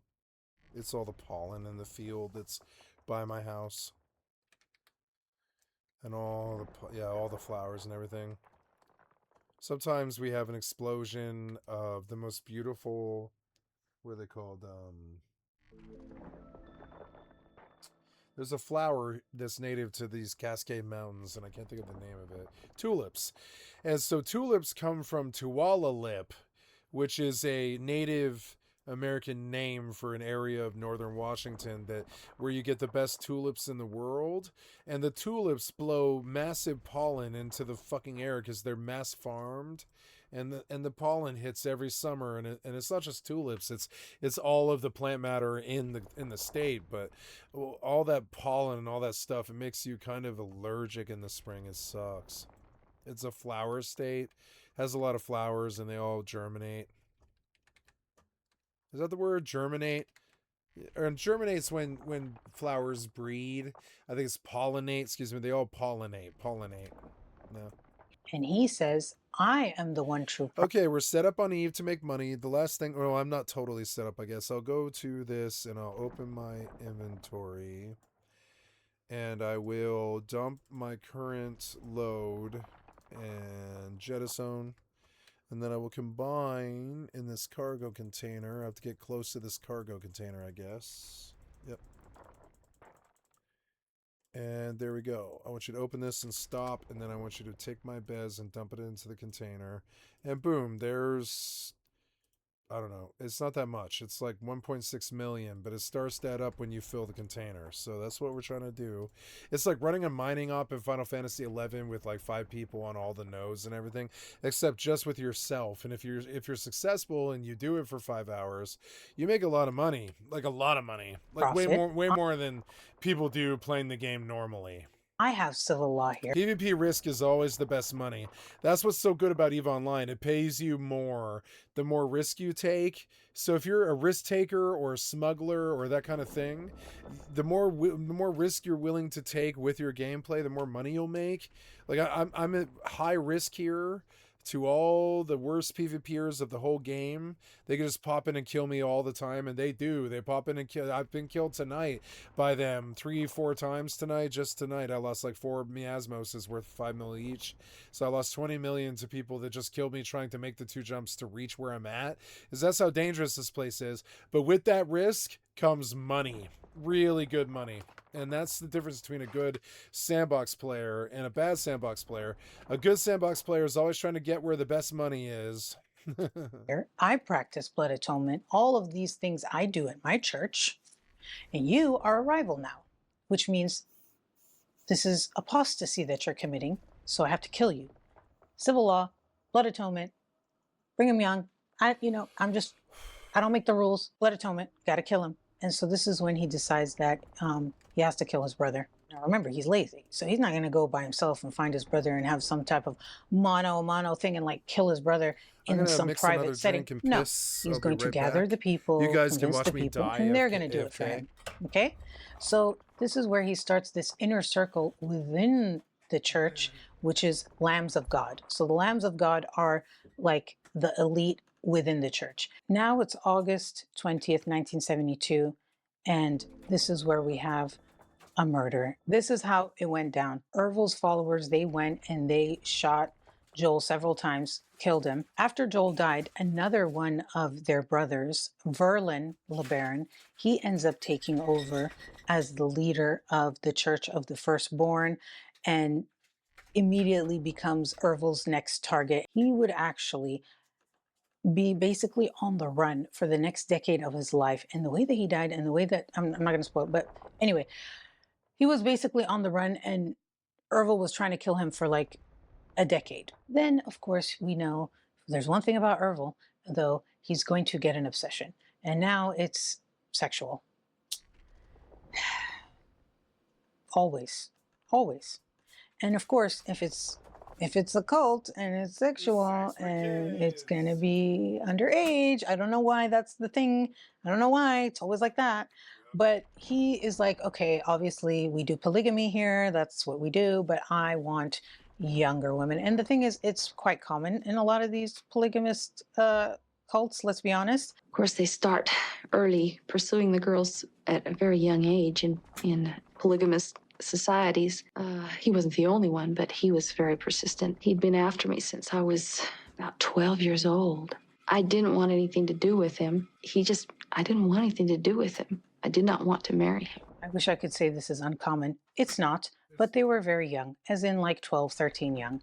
And making matters worse is that a lot of times these wives that were like preteens and teenagers as well were given to Ervil by their fathers, who were his followers, as like an offering almost. Gross. Some of his wives, they were like traded between the followers. The weird thing, though, is that it wasn't just about that. It was about creating his own army of his children. That's why he had over 50 wives and so many more children, and training them with weapons and things from a young age, brainwashing them about this concept of civil law and blood atonement, and that they would go to hell if they didn't do it, that they would go to heaven if they did. He was teaching them that when they would commit these killings, it was like a form of prayer. Like, go pray, and it's you just shooting someone. He's getting kids, breeding with kids, creating more kids, and they're all being indoctrinated into this. And these are the people closest to him, his lambs of God. And he's like, not slaughtering the lambs, but sending the lambs out to slaughter, and not to slaughter in that way, but like to actually slaughter other people. You know what I'm saying? Ervil's most loyal wife was Anna Mae Marston. She was very devoted and a huge part of the Church of the Lamb of God. She did a lot of practical things like managing logistics, recruiting followers, and maintaining the organization structure. Then there were the Chenoweth sisters. There was Rena and Vonda Chenoweth, and they actually were the ones who carried out Rulon Alred's murder. Because he had so many wives, you can imagine he had so many kids. So he had like over 50 children. And this is where it gets really messed up, because these kids are going to be brainwashed to also commit murder for him. The other crazy thing about this is that, like, legally, these kids don't exist because they don't have a birth certificate. They never went to school. They're not born in the United States. And so it's like, they don't exist legally. So they're also the perfect person to commit murder, because they're like DNA, fingerprints, whatever. None of that is in any type of database. It's like the perfect assassin, child, baby. Ugh. The way they were also able to get away with all this stuff is that they were constantly moving. Like the Church of Lamb of God, the members talk about like the stress of constantly moving, always being on edge, that at any moment we're going to have to pick up and leave and move, because, you know, they're committing a murder spree for over decades. So, you know, you got to stay on the run like that. This also prevented any of the members from making any real connections with anyone outside, because even if they did have a little bit of interaction with someone and slowly form that bond so that they could maybe get their help to escape, boom, they would have to move. They would have to leave. So it really kept them dependent on the group. They didn't get a normal education, these kids. What they got was this theological, basically his ramblings, their father prophet's ramblings, and also weapons training. Then there was Susan Ray Schmidt. Now, she is one of the young women who became his, quote, favorite wife. At least that's the title of her book that she wrote after leaving. And she talks about how every waking hour they were like being taught his theology that he came up with. They don't know who the president is. They don't know basic geography. They don't know like what is going on outside of this little bubble that they're in. So even if they were to, let's say, find someone and tell them about it, and this person wanted to help them, when push came to shove, it's like, what are you going to do in the real world? You don't know anything. You may be a teenager, but you literally, like a first grader knows more than you on how this world operates, versus in your little bubble where you're being raised to believe that you're part of some holy war and what you're doing is amazing and you're like close to the prophet. It's like, okay, you know, maybe there's some like murder, abuse, all that stuff, but at the end of the day, it's the devil you know versus the devil you don't know, right? And so Ervil is the devil they know. Despite all of this control, there were members who were able to escape. And the way that they talk about this is that they reach certain breaking point, they decide they want to leave, and they slowly, because they did have some interaction when it came to work with the outside world. So they would use that as like a way to secretly and slowly make contact with non-members and then just patiently wait for like this smallest opportunity where they could be no one watching them so that they could make their escape. After escaping, it wasn't over. They had to remain in hiding for so long afterwards because that was one of the things that will put you on Ervil's hit list to be literally murdered is if you left. It wasn't just, oh, you're shunned and you're ostracized and we talk bad about you. It was, no, we're going to find you, hunt you down, and kill you. Another thing that they really, really struggled with is that they were not doing well, like materially. We had no electricity and we had no indoor plumbing. Of course, no phones. No it was indoor just plumbing. Desert, and we lived in a little shack we threw together. But we did that because we thought it was God's will. That's where God. No, it's so that the CIA and the FBI don't detect your phone call traffic. God was going to have. That's why they do that. Have His saints gather. Because the phone taps are really real. They're there. Like literally, if the phone company detects that you're suddenly making like 220 phone calls out in a day, and they realize that there's like 60 or 100 people living there, and they're all making like fucking phone calls all day long, and they're waiting for the next person to be done with the phone call, they're like, why is this household doing 10 times the traffic of our normal customers? And they tell the cops. And that's how drug houses get busted, and that's all part of it. That's why they do this stuff. I swear to God, I'm a good criminal. I know why they do everything that they do. It's because, yeah, phone calls are like basically, here's a good, and I love this analogy. I was a successful drug dealer. Phone calls are like convictions. They're like paper trails in a lawsuit. Phone calls are like convictions. You can agree to meet somebody and no lawyer in the world can do something with that. If you say anything else, you're just setting yourself up for a fucking paper trail to sink you 100%. The feds, the fibbies, they don't ever prosecute unless they feel that they've got 110% chance to get you. So like, yeah, so phone calls are like little paper trails in their lawsuit. And if you leave them, if you show them that you had those phone calls, or you, no, can I hit the Spodomain? Is it too far? It's got to be closer. That's so annoying. Can I be a little closer? I don't know. There, yeah, that was close enough, yeah. So now you're, I don't know, is that Spodomain close enough? Yes, it is. So good. And then I can open this and I can dump what I have. We ate up that bed so quickly. I don't know if I'm going to get this loot out. I think I'd rather almost bank this money right now. I don't think I can get this loot out. I'm too drunk and tired. I know I'm not. I know I'm not getting this loot out. I'm just going to go bank it right now and call the other bit a loss and just stop playing Eve. Because I know that I'm exhausted. And I walked 5 miles in the summer sun today. And I'm just not, I'm not here fully. Yep. So, and also going home is not the worst idea. Go home now. Duck. Oops. Duck, duck.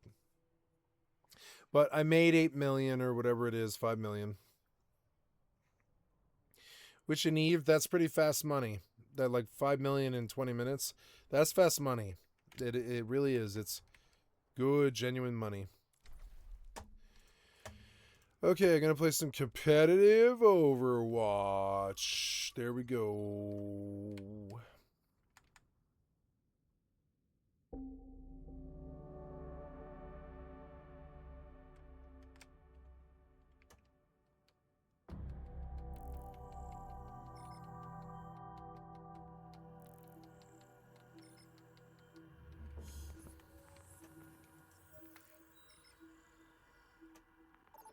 Oh, my beautiful kitty.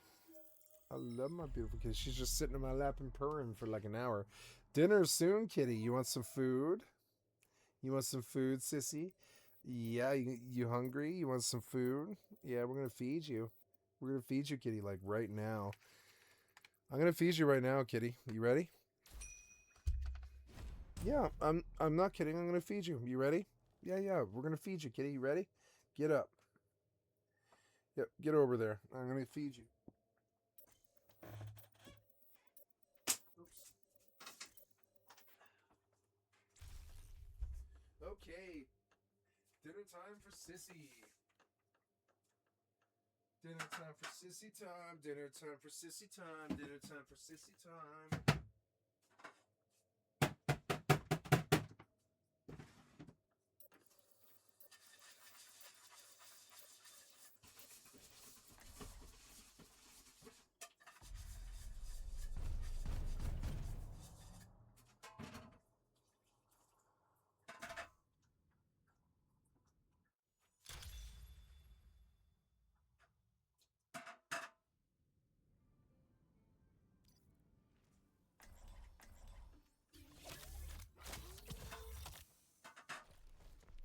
Cat food.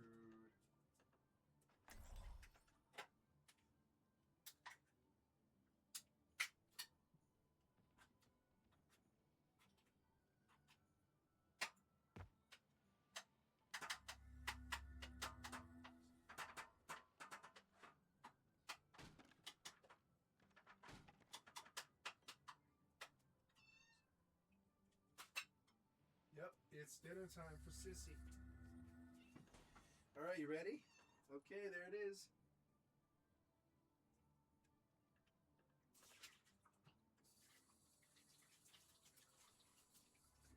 Dinner time for Sissy time.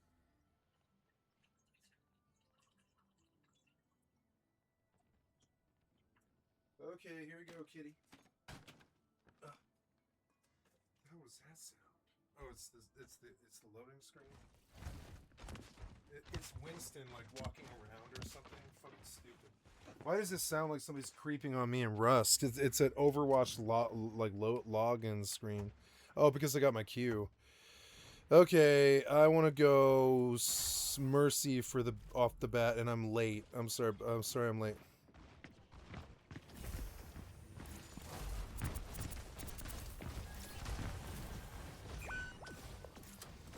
Oh. I'm trying to get the res. Nope. Sorry, I'm late.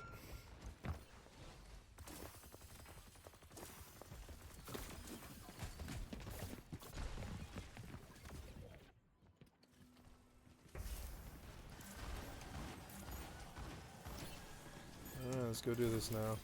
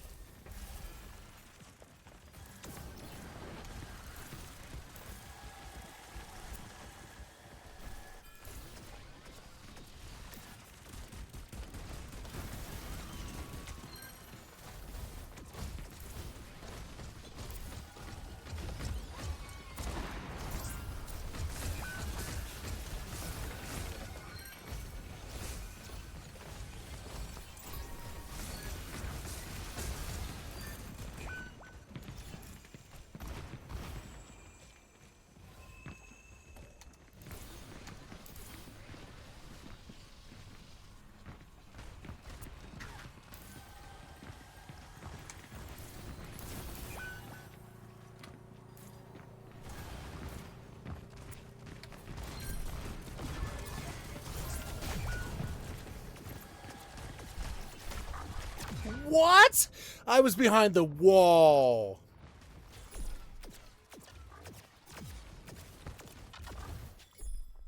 And we lost.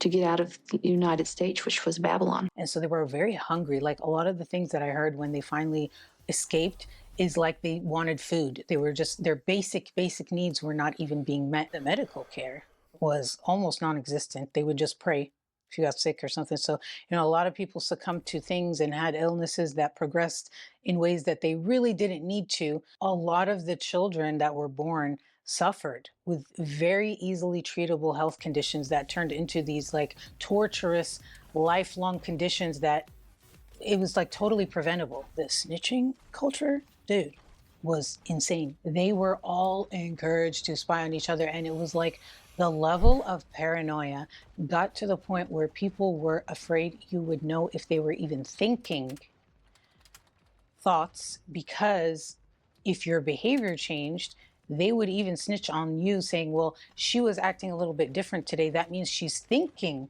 about doing this thing. And so you would get in trouble for someone projecting onto you what they think you're thinking based on some changed behavior. So if you're like really quiet one day or you're in a bad mood or whatever, it's like, I don't know. I think she's like thinking of leaving. I'm going to snitch and we might have to kill her. So that's the environment that they're all in when they become essentially his like hit women, hit children. Okay, never thought I'd say that shit, hit children. Other leaders who were not related to Erbil were terrified. They're like, oh my God, if he's willing to kill his own brother, you know, he'll kill anyone. And maybe one of us too, because he sees any.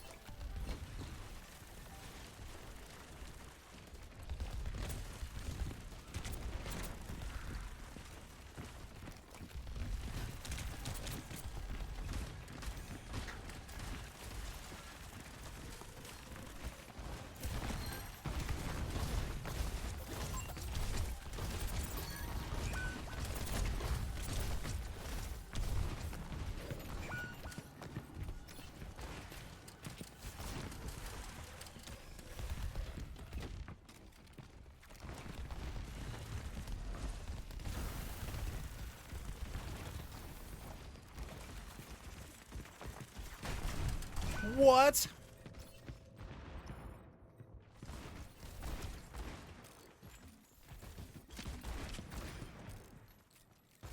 And we lost. Oh, nice. They didn't get a point. Nice.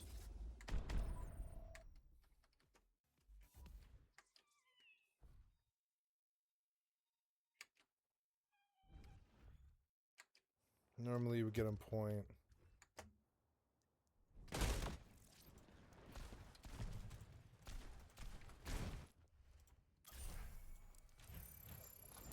Four kills in competitive, guys. 4 kills in competitive. Are you fucking serious?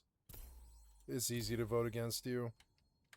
Let's get, you know, maybe I should start avoiding these people. They give you the option to do that. Let's go to social and start avoiding these fucking bad DPS. These DPS suck, dude. They get 4 kills a match.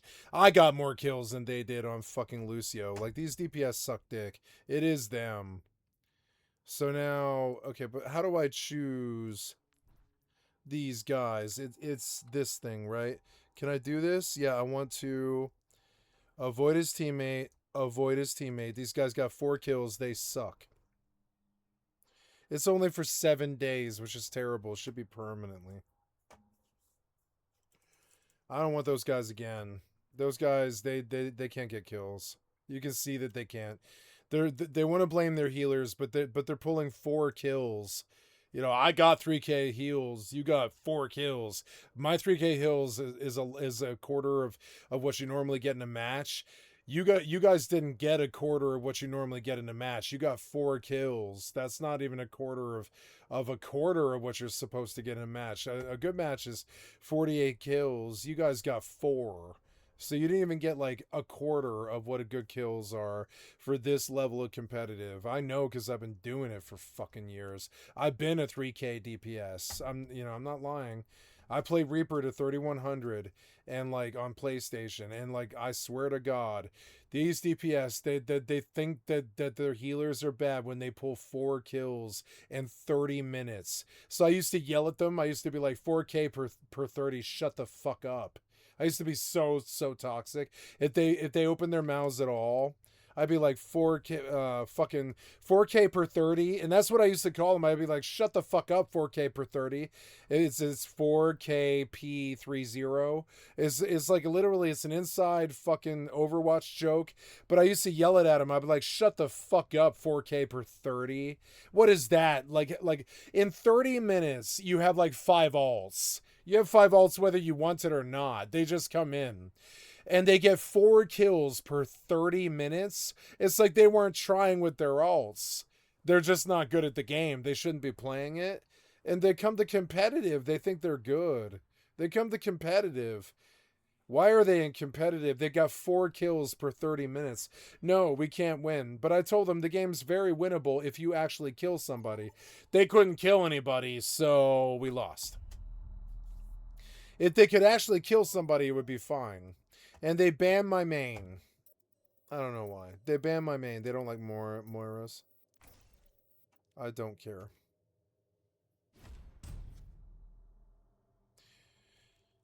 New map. Great. What's my least favorite healer? It's Anna, right? I wanna say preferred hero Anna, so she gets canceled. I don't like Anna's grenade anymore. It's too powerful. Ban heroes. I want to ban Junkrat. Oh, no, I'm sorry. No, I don't. No, I don't. No, no. I'll just ban nobody. No, I'm not trying to step on you, buddy. I'm sorry. Sorry, the Reaper guy. I wouldn't have banned your character. I'm not trying to do that. Yeah. Wow, Reinhardt's banned. Ram's banned, which is insane. What are they going to do without Ram?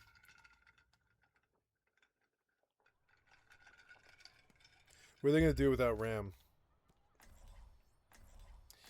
You want Mercy. I'm not taking my main immediately. I'll take Lucio. Like trees. I like trees. Show. Let's see what he said.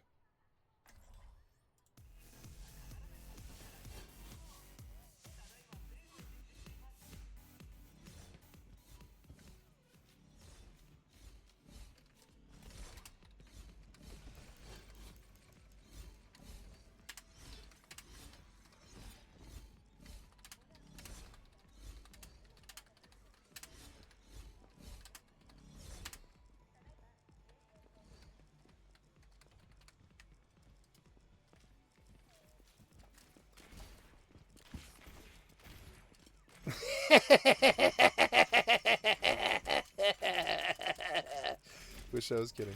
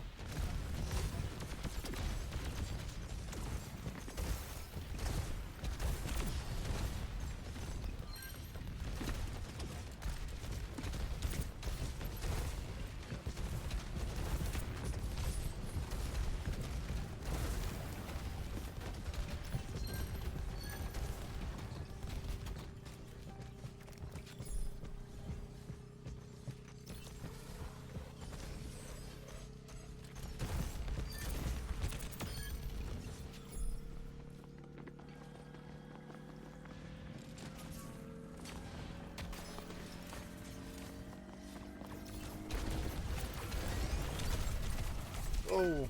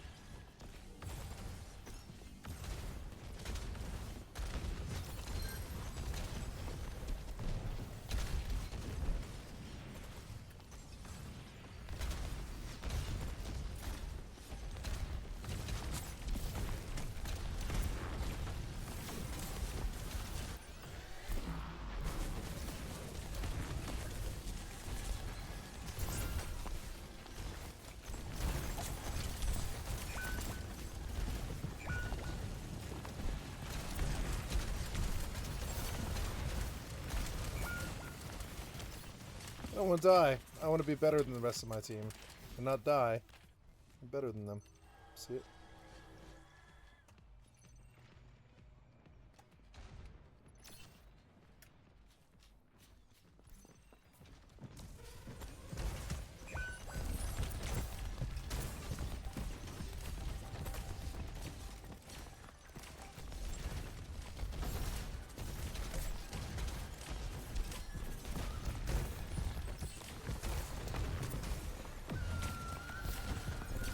I'm gonna die, aren't I?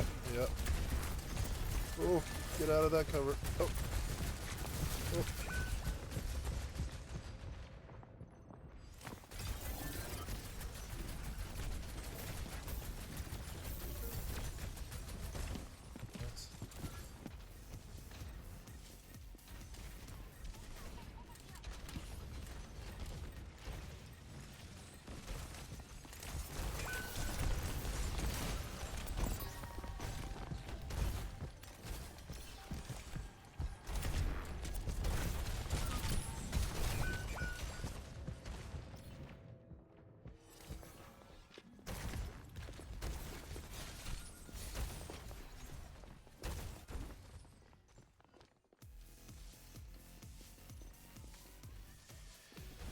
Okay. Oh, and I don't want to throw away this salt.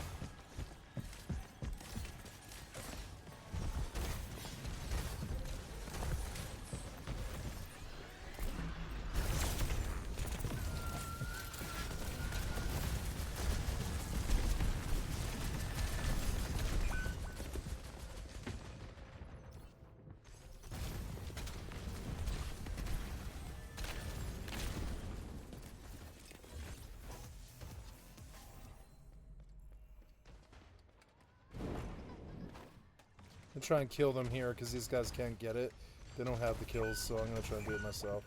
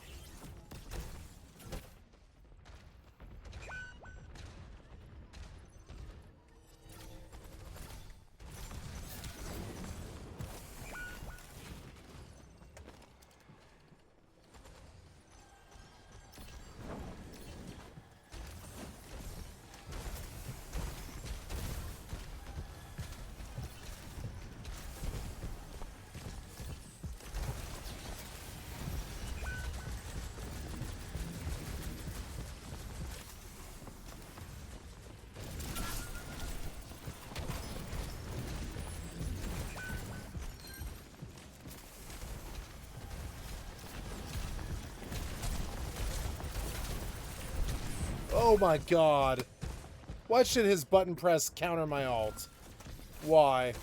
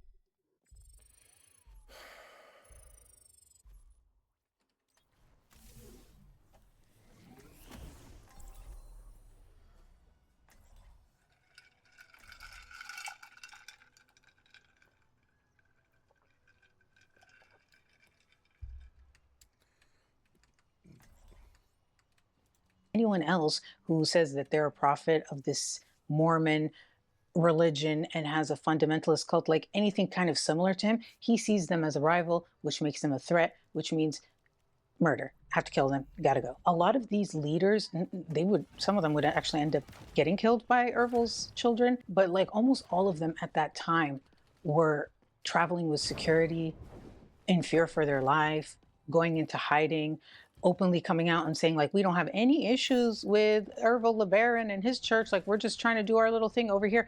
And they were terrified. In Ervil's quest to kill his brother Verlin, there was a raid, the raid on Los Molinos. This happened shortly after Joel was killed. What shocked the police at the time was that this was like military level type shit. They literally were like, it was a paramilitary raid.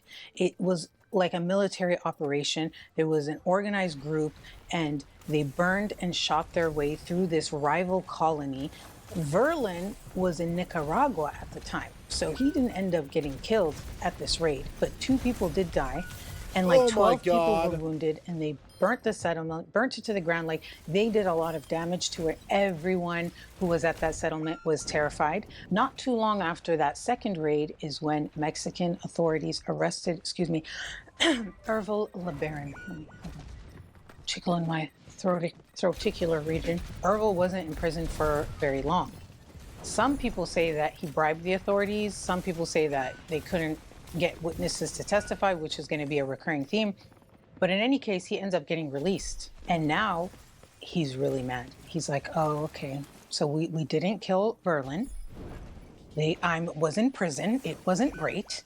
And now we need to kill more people. Now it's December 26, 1974. Okay, so the day after Christmas. And while everyone is relaxing, celebrating, chilling, waiting for maybe New Year's to come around and celebrate, Ervil and his children and wives are attempting another murder. This one was not a murder that was successful. It was an attempted murder, but it was of Merrill Jessup. So Ervil orders the assassination of Merrill Jessup, who is the leader of another fundamentalist polygamous group. Another official murder that actually did happen was the murder of Lloyd Sullivan. And this was in 1975. And he was involved with different groups that had beef with Ervil. Months later, in 1975, there was another person on the hit list, and this person was killed. And his name is Bob Simmons, and he was a former associate of Ervil's. And the way he justified this by saying it's apostasy. And so when he asked them to kill, in their mind, it's like, okay, either I kill for you, my prophet, and I go to heaven, or I don't, and you kill me, and you're telling me also,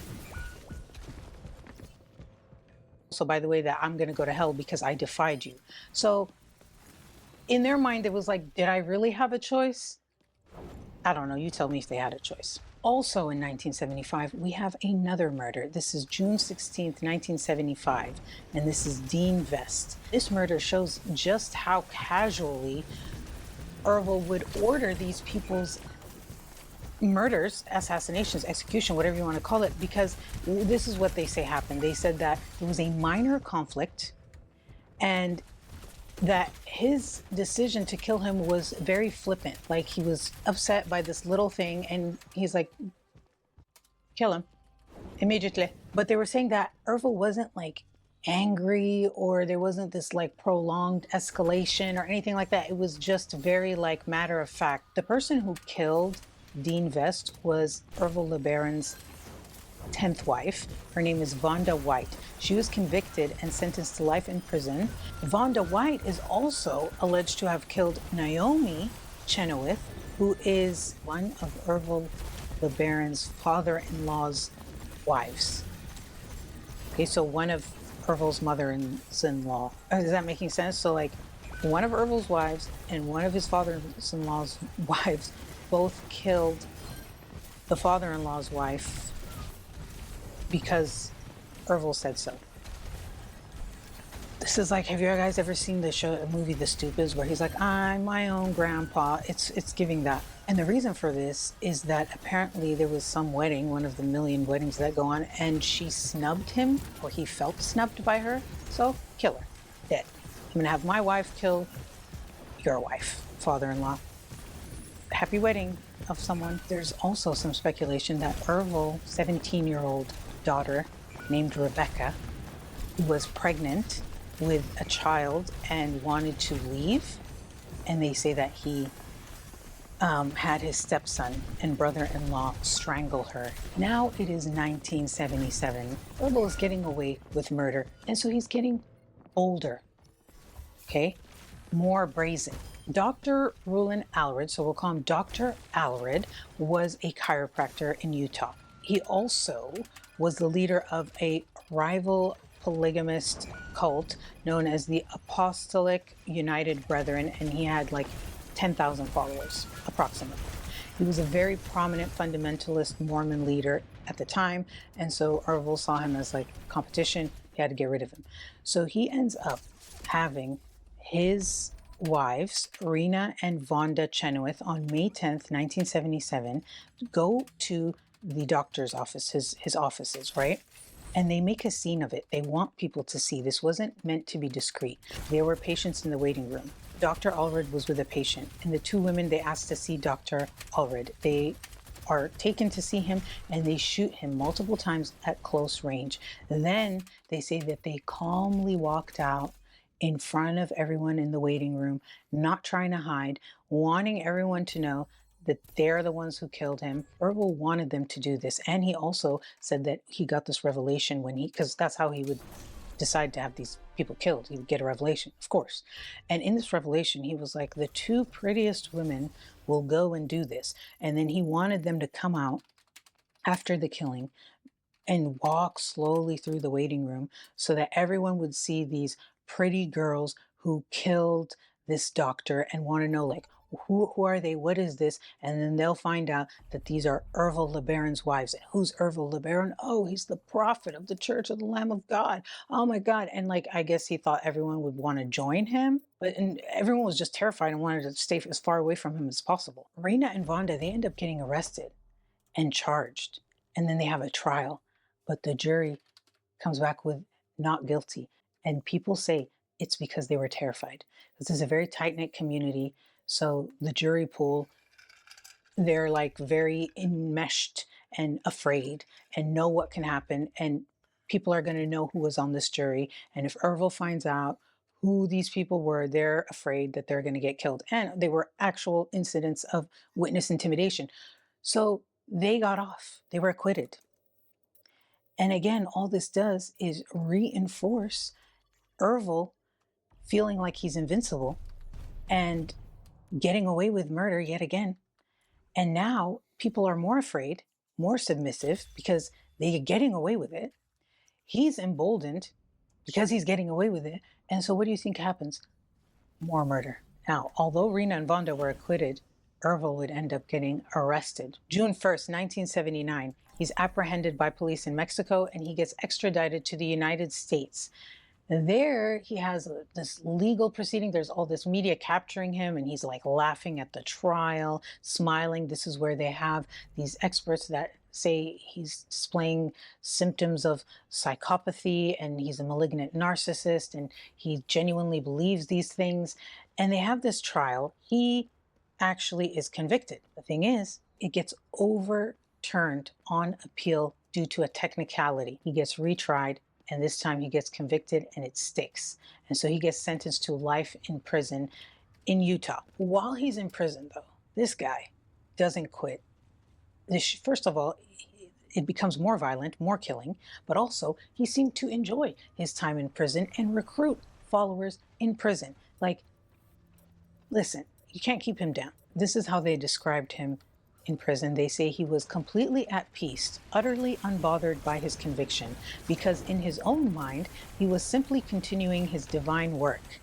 They say that he was calm and even serene, spending his time reading and writing, holding occasional conversations with other inmates in which he would attempt to convert them to his theology. Prison records and accounts from guards suggest that he was not troubled and that inmates found him genuinely interesting and were drawn into long theological discussions, and that a few were persuaded by his arguments. He also wrote a lot in prison. I mean, if you think he wrote while he was outside with all those distractions, he's definitely writing a lot in prison. So what he's also writing in prison is a hit list and manual and a guide for his followers who are on the outside to kill for him. Many, many, many people. Called the Book of the New Covenants. Also, it's known informally as the Hit Book. Not a hit list. He wrote a hit book. That's how many people he wanted to kill. It was a lot. Like just a lot of pages. Very dense is the word that kept coming up. These are just very dense books, yeah. After he writes this book, he publishes it and he distributes it to several of his followers. They say that there are about 20 copies of this book that were distributed among the followers, who then read it and shared it with each other. And this book is also known as a dead man switch because Ervil is about to die in prison. And this book is the dead man switch, meaning it's going to be activated when he dies. So if you think it's over, oh baby, they haven't even started yet. When he was 56, he died in prison. Now, what's interesting, when I looked this up online, some articles say that he left a note and that he took his own life. Other articles say that he just died of heart failure and that his health was declining.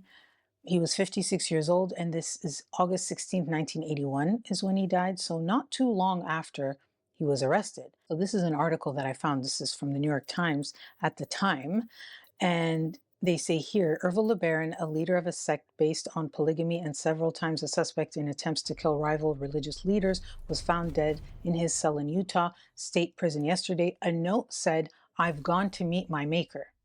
And they say detectives of the Salt Lake County Sheriff's Office said notes indicating Mr. LeBaron may have taken his own life, that he may have made a death pact with a woman, and that he had his 13 wives. And then a detective also said that Mr. LeBaron may have taken an overdose of drugs, or that he may have suffocated after striking himself in the throat with his fist because his throat was damaged. And they say that all the other inmates were locked in their individual cells. You know, the supervisor said that the guards reported seeing him doing push-ups in his cell at 1:30 a.m. and then at 3:30 a.m. he was found unconscious on the floor. Since he frequently slept on the floor, the guard didn't enter until 5:30 a.m.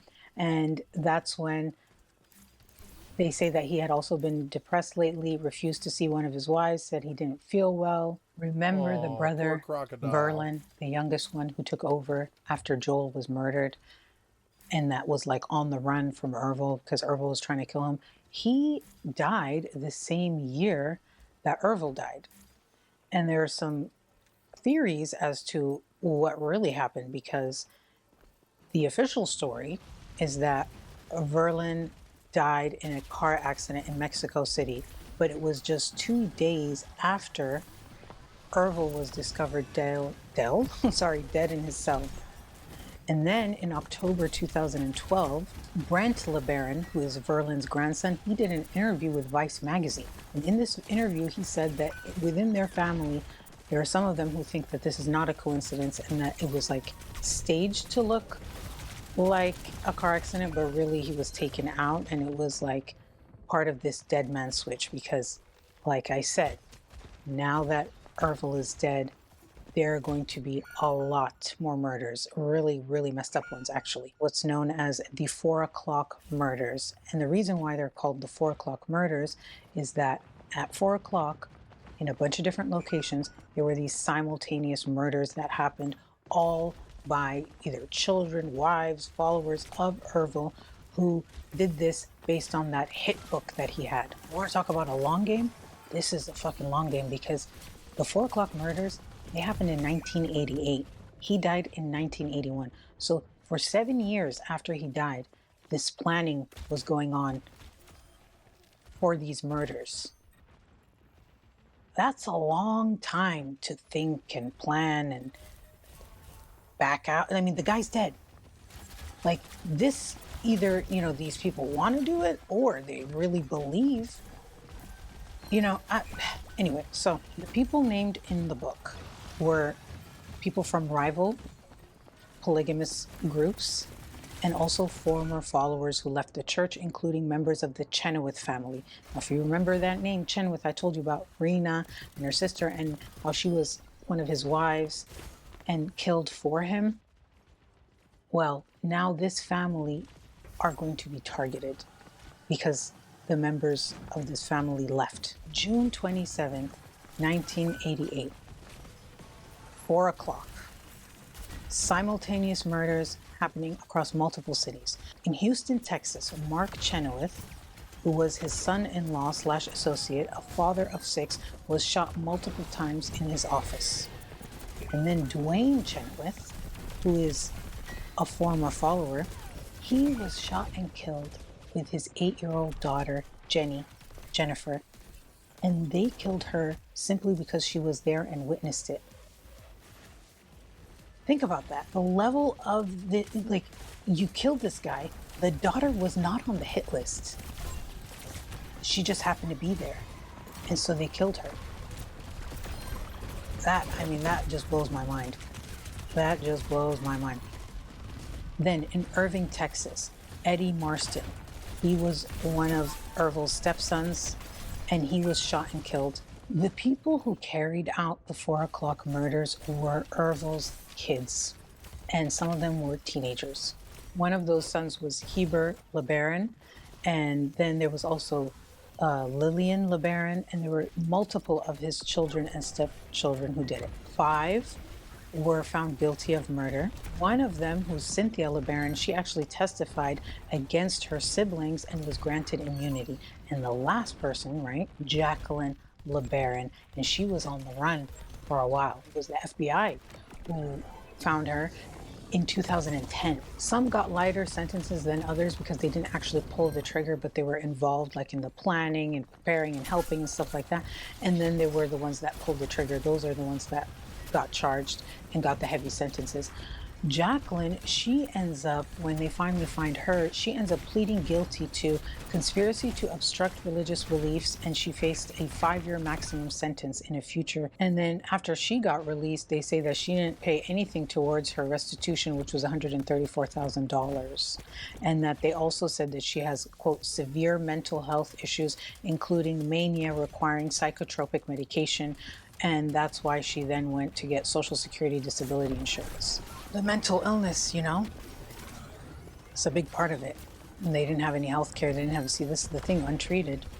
All of, I mean, if it's like, I can't help but when I think about the mental illness aspect of it, I'm like, damn, if they had just gotten treatment, like from the early days with the father, and then were aware of it and treated the children and their children, maybe none of this would have happened. What's also really crazy is a lot of people were involved in the planning, preparation, all of this. But remember, these kids didn't legally exist. They don't have birth certificates, anything that puts them in the system. So when everything went to shit and the murders happened and all this, they just vanished. Unless they wanted to come out, because a lot of the kids, like some daughters have come out, written books, talked publicly, bring awareness, everything like that. But there are a lot of them who just disappeared. Some, they say, are still very faithful and believers and all of that. Some aren't, but they just disappeared and don't want anyone to know anything about them. But it's like so crazy to think about. They're operating outside of like us who have our little, you know, barcodes on us or whatever, because they don't have a birth certificate, they don't have passports, they don't have a social security number, they don't have, you know, fingerprints, nothing. During the trial, when they were prosecuting these kids and the different killers, the defense was talking about how they were indoctrinated since birth and they didn't know anything else, and, you know, are they really guilty or are they victims? And that whole argument was there.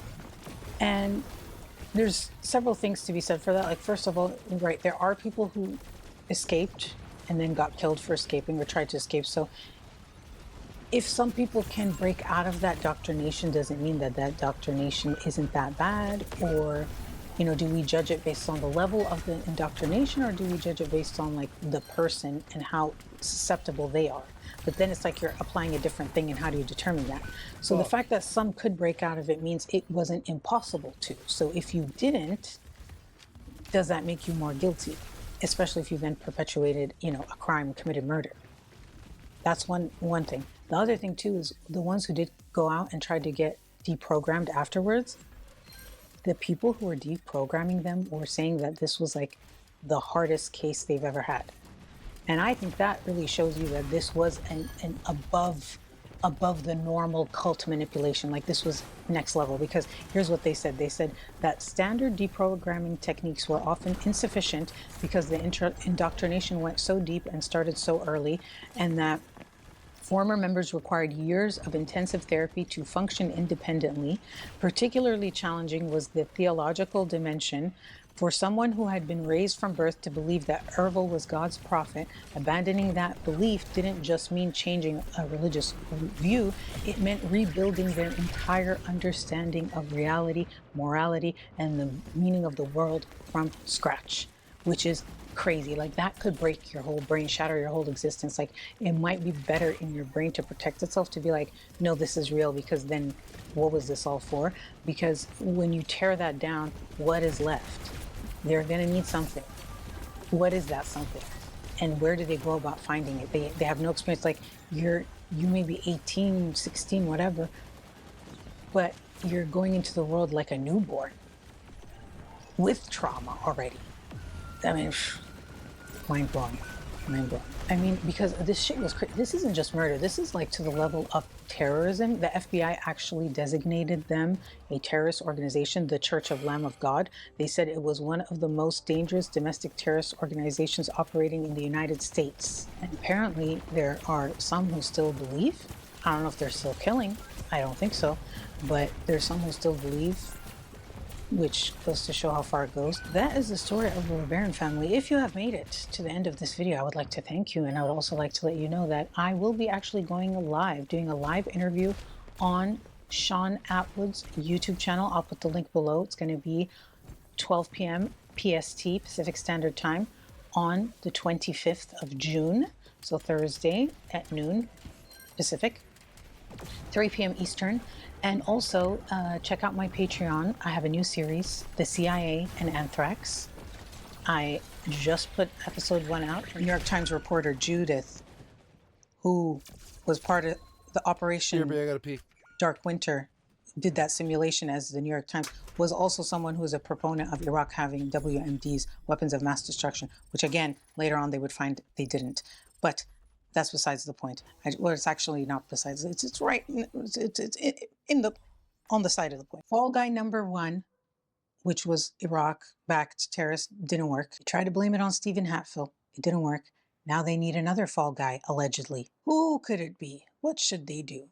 Now, if we take the theory, right, of them figuring out who to blame this on, it needs to be someone with access. It needs to be someone that they could say was like a rogue person who did this. And that's where Bruce Ivins comes into the picture. There is evidence of Bruce Ivins handling the Amos strain of anthrax. Bruce Ivins is the suspect, and that he acted alone, nobody else, just Bruce.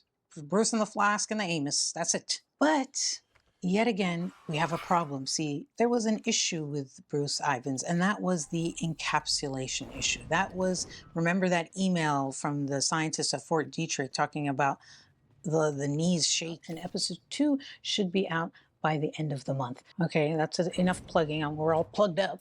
But anyway, thank you guys so much, and I'll see you guys in the next one. Bye.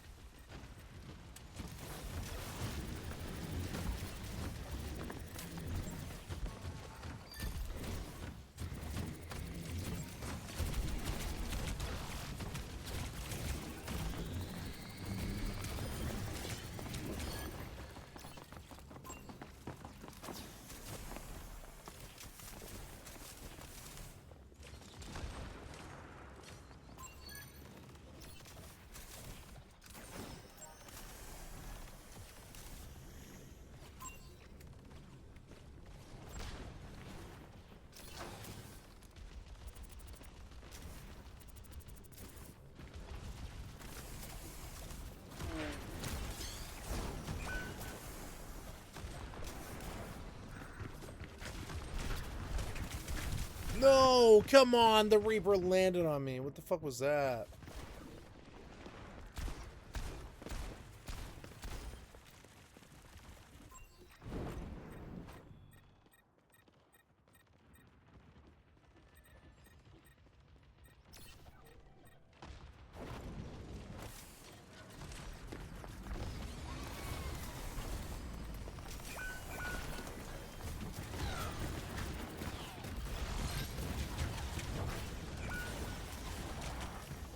Oh, come on, one hit.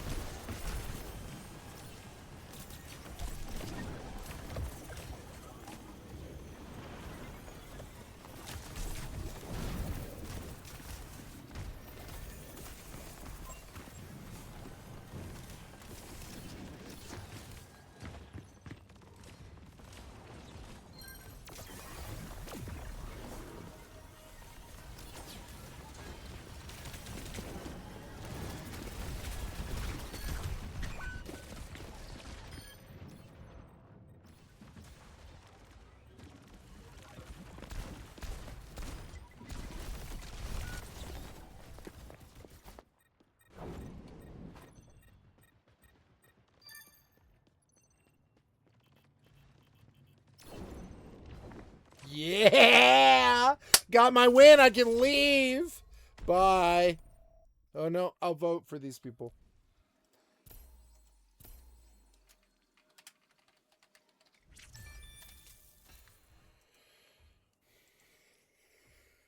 Bye. That was so toxic. It was 4 losses and a win. The fuck is that, motherfucker? I did like 95k heals and I got 1 win. Fuck that fucking developer. I'm moving away from Blizzard. Fuck them. The experience is so toxic, I'd rather go play Fortnite. Fucking stupid. What the fuck happened to this company? I'll tell you what. Greed. Greed, and they're not balancing it correctly. Something's wrong. I don't know what it is.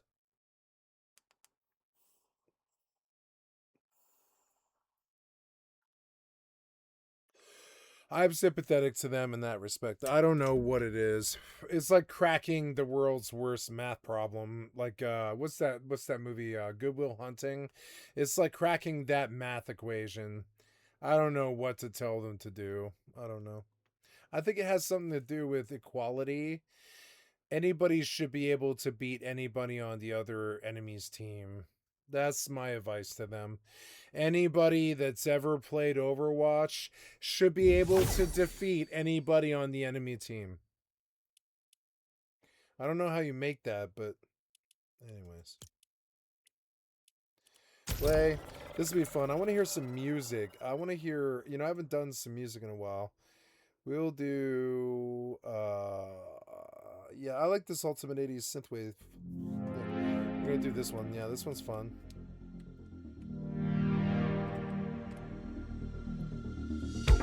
Like that audio.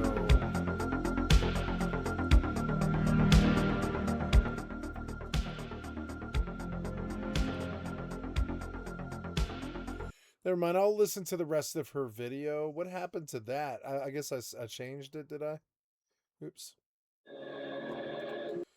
Where were we? Detectives of the Salt Lake County Sheriff's Office. He also wrote a lot in prison. I mean, if you think he wrote while he was outside with all those distractions, he's definitely writing a lot in prison. So what he's also writing in prison is a hit list and manual and a guide for his followers who are on the outside to kill for him. Many, many, many people. Called the Book of the New Covenants. Also, it's known informally as the Hit Book. This guy was a serial killer. He wrote a hit book. This guy was a serial killer. He killed 25 people, and he got his weird Mormon wives to do it. And I can't believe that the first person that told me about this was Nora Jasmine. Nora Jasmine's going to be the new Oprah.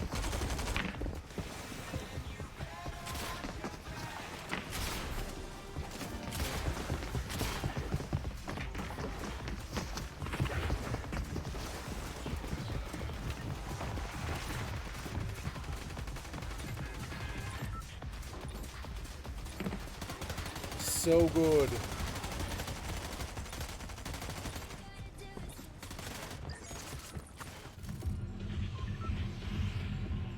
That's how many people he wanted to kill. It was a lot, like just a lot of pages. Very dense is the word that kept coming up. These are just very dense books, yeah. After he writes this book, he publishes it and he distributes it to several of his followers. They say that there are about 20 copies of this book that were distributed among the followers, who then read it and shared it with each other. And this book is also known as a dead man switch because Orville is about to die in prison. And this book is the dead man switch, meaning it's going to be activated when he dies. So if you think it's over, oh baby, they haven't even started. When he was 56, he died in prison. Now what's interesting, when I looked this up online, some articles say that he left a note and that he took his own life. Other articles say that he just died of heart failure and that his health was declining.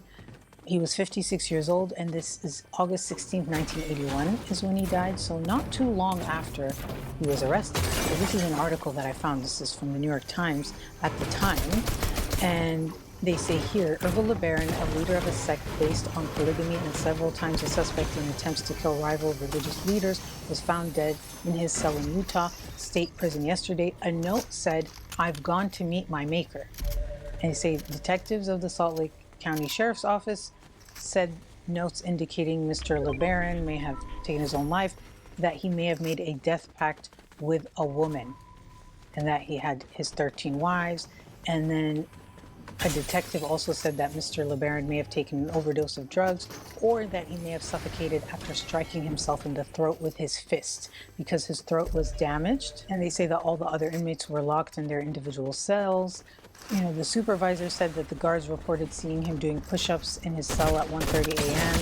And then at 3:30 a.m. he was found unconscious on the floor. Since he frequently slept on the floor, the guard didn't enter until 5:30 a.m. And that's when they say that he had also been depressed lately, refused to see one of his wives, said he didn't feel well. Remember the brother, Verlin, the youngest one, who took over after Joel was murdered, and that was like on the run from Ervil because Ervil was trying to kill him. He died the same year that Ervil died. And there are some theories as to what really happened, because the official story is that Verlin died in a car accident in Mexico City, but it was just 2 days after Ervil was discovered dead in his cell. And then in October 2012, Brent LeBaron, who is Verlin's grandson, he did an interview with Vice magazine. And in this interview, he said that within their family, there are some of them who think that this is not a coincidence and that it was like staged to look like a car accident, but really he was taken out, and it was like part of this dead man switch because, like I said, now that Ervil is dead, there are going to be a lot more murders. Really, really messed up things, actually. What's known as the 4 o'clock murders. And the reason why they're called the 4 o'clock murders is that at 4 o'clock, in a bunch of different locations, there were these simultaneous murders that happened, all by either children, wives, followers of Ervil, who did this based on that hit book that he had. You want to talk about a long game? This is a fucking long game, because the 4 o'clock murders, they happened in 1988. He died in 1981. So for 7 years after he died, this planning was going on for these murders. That's a long time to think and plan and back out. I mean, the guy's dead. Mine, sorry! Either, you know, these people want to do it, or they really believe. You know, anyway, so the people named in the book were people from rival polygamous groups and also former followers who left the church, including members of the Chenoweth family. Now, if you remember that name, Chenoweth, I told you about Rena and her sister and how she was one of his wives and killed for him. Well, now this family are going to be targeted because the members of this family left. June 27th, 1988, 4 o'clock. Simultaneous murders happening across multiple cities. In Houston, Texas, Mark Chenoweth, who was his son-in-law / associate, a father of 6, was shot multiple times in his office. And then Dwayne Chenoweth, who is a former follower, he was shot and killed with his 8-year-old daughter, Jennifer, and they killed her simply because she was there and witnessed it. Think about that. The level of the, like, you killed this guy. The daughter was not on the hit list. She just happened to be there. And so they killed her. That just blows my mind. That just blows my mind. I love this game. I love this game. It's the most fun I've ever had playing a game. It definitely is.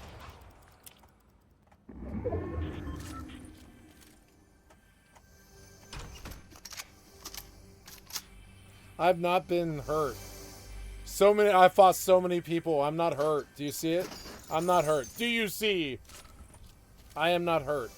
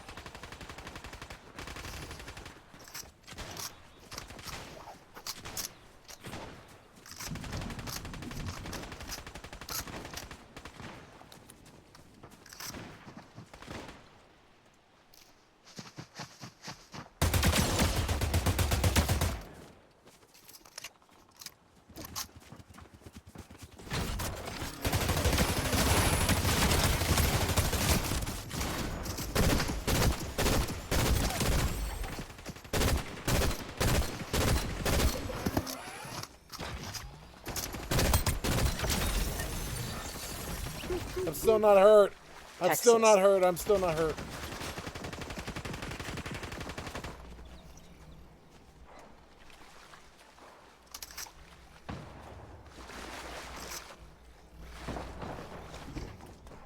I'm still not hurt. I killed that guy. I'm still not hurt somehow. You cannot hurt me. They cannot hurt me. Nothing can stop me now.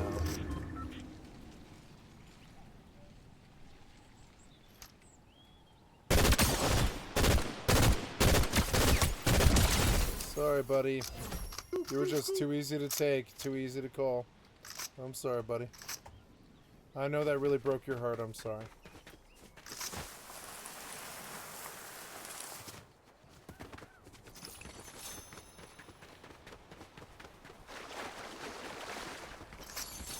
Okay, I'll take that, yeah.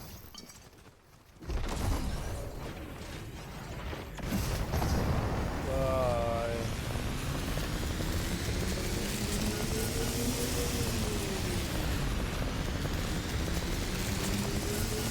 I love how long this lasts. It's hilarious. It's like, what? He's like, I'm full-blown gone, bitch. Long gone. Now I'm gonna fire at you. I'm gonna jump this roof. Oh god, please let me up. Let me up. I wanna jump this roof. I'm gonna shoot you if you show. If you show anywhere, I'm gonna fucking kill you. There he is.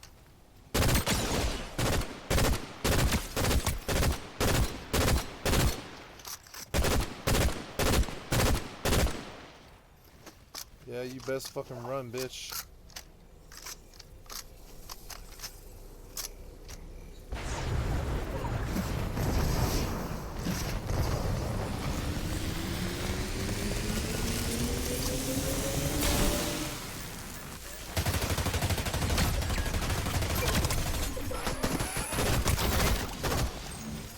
Sorry. Oh, it's tempting.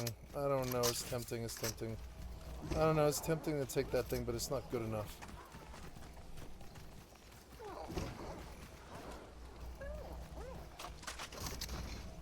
Oh, look. That's a good gun, though. I'll take that over that.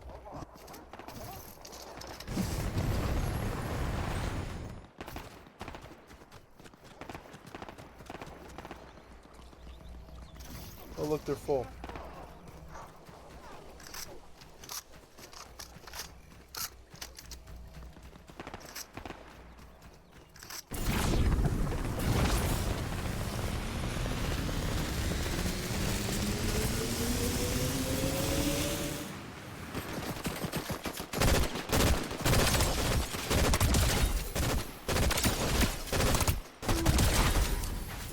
Sorry.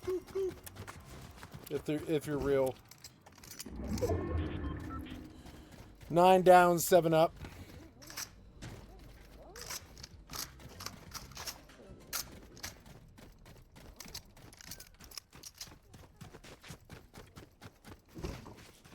I still haven't been hit. No, I think these guys were real. I just killed them. I don't know. I don't know.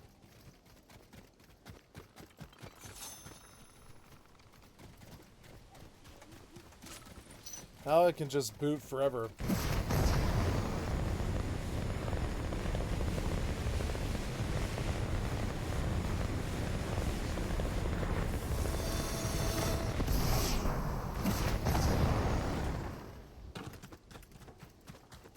I love the boots. I love this company. I think they're so good. They have such good stuff. It's like crack. Their little gameplay loops are like crack. Are you good at the gameplay loops?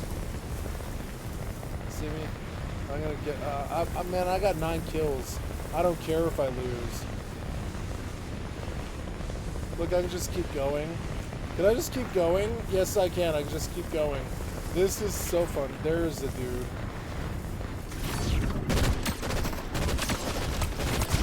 Yeah. Yeah. This was the other badass in the match. There's no hope for the rest of them. Do you have something good? Oh, you don't. I mean, I don't know. I think that's actually better. I think that is better. I think it's better. I don't know if this is enough heals. I hope it is.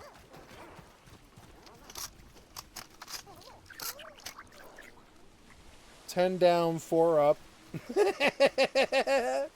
I wonder if I'll win. Probably not. I think whoever fights me is going to be maybe better than me. I don't know. Or just everybody who's good is dead.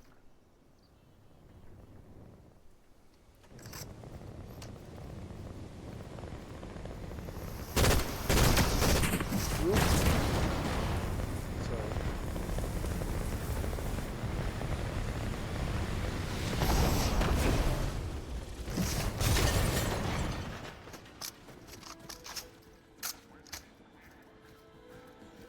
No damage.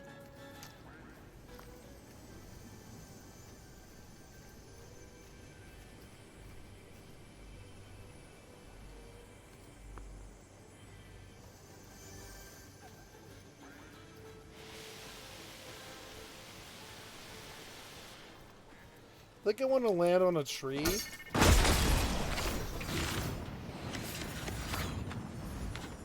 Or something like that.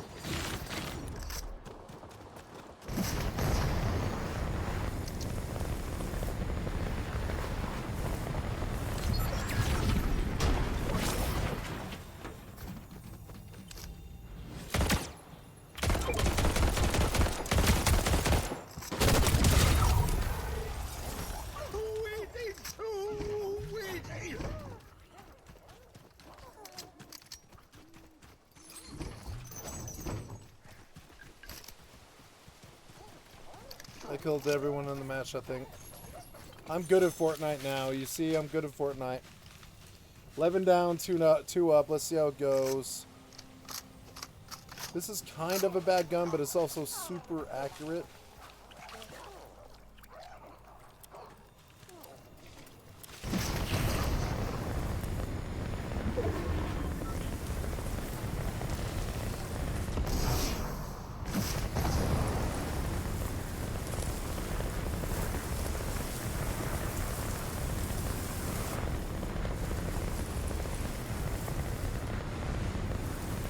Wish me luck, guys. I want to win this match. 11 down, 2 up. Let's do it. It's 1 in the morning.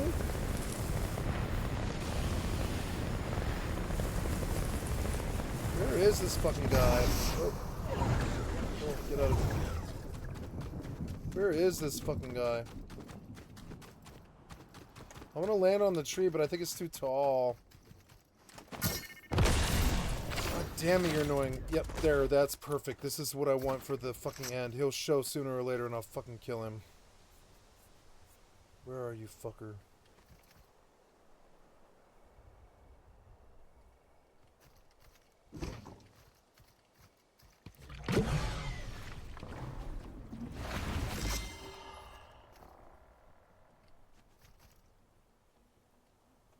Where is this fucking guy? I don't see him. Wish me luck, guys. He might get me before I get him. I don't know.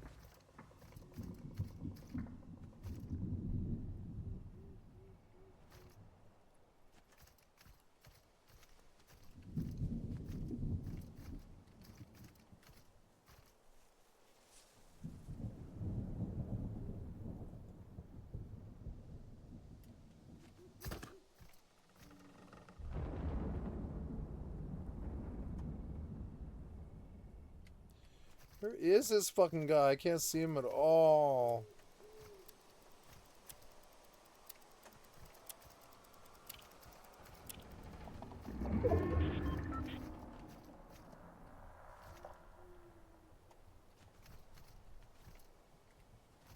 There he is.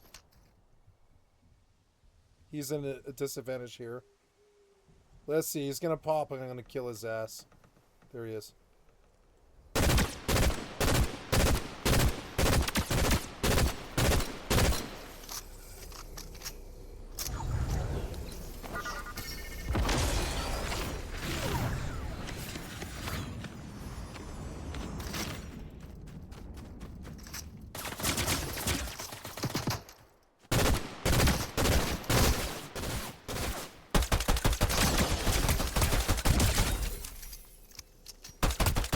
Yeah! I got him! Woo!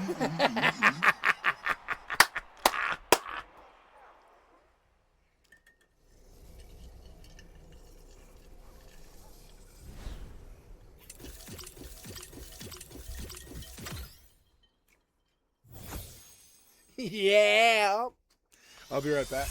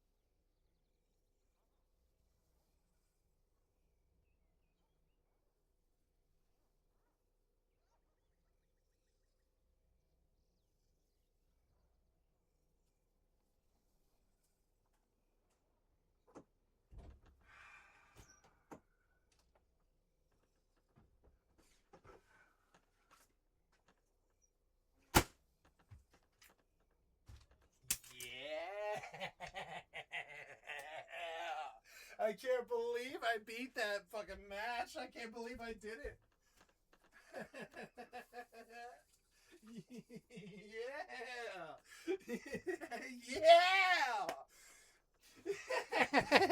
Yeah. Yeah. Yeah. How did I win a Fortnite match? I'm so drunk. I'm so much better than 100 people drunk. I'm going back in.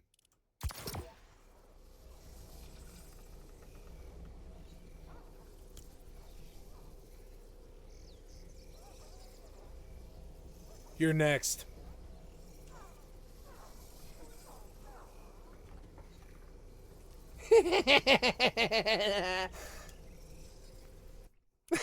I can't believe I won a Fortnite match. I've had like half a fucking handle of vodka or something.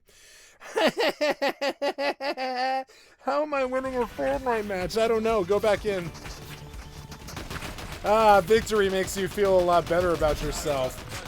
See all these people? I just defeated all of these people last match. I'm about to try again.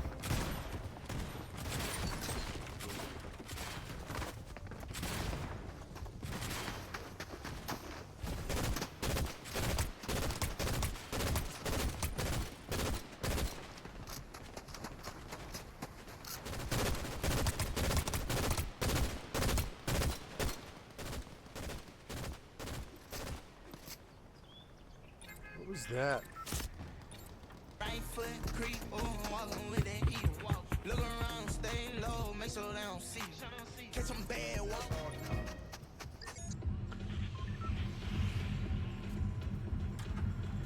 Shall I win again? Let's win again. Eddie Marston. He was one of Ervil's stepsons, and he was shot and killed. The people who Fuck carried you, out evil the 4 Ervil. o'clock murders were Ervil's kids, and some of Ervil's them were kids teenagers. were fucked up. One of those sons was Heber It was LeBaron, like Manson's and babies. then there was also Lillian LeBaron, and there were multiple of his children and stepchildren who did it. 5 were found guilty of murder. One of them, who's Cynthia LeBaron, she actually testified against her siblings and was granted immunity. And the last person, right, Jacqueline LeBaron, and she was on the run for a while. It was the FBI who found her in 2010. Some got lighter sentences than others because they didn't actually pull the trigger, but they were involved like in the planning and preparing and helping and stuff like that. And then there were the ones that pulled the trigger. Those are the ones that got charged and got the heavy sentences.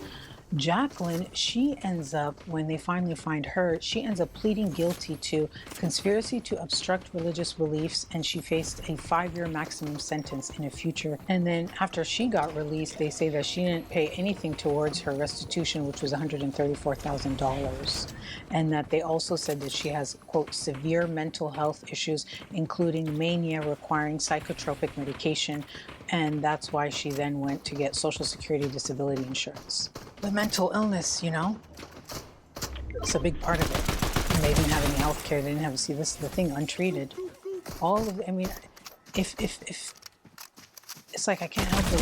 When I think about the mental illness aspect of it, I'm like, damn, if they had just gotten treatment, like from the early days with the father, and then were aware of it and treated the children and their children, maybe none of this would have happened. What's also really crazy is a lot of people were involved in the planning, preparation, all of this. But remember, these kids didn't I haven't legally lost the exist. burnt They don't have birth yet. certificates, anything that puts them in the system. So when everything went to shit and the murders happened and all this, they just vanished.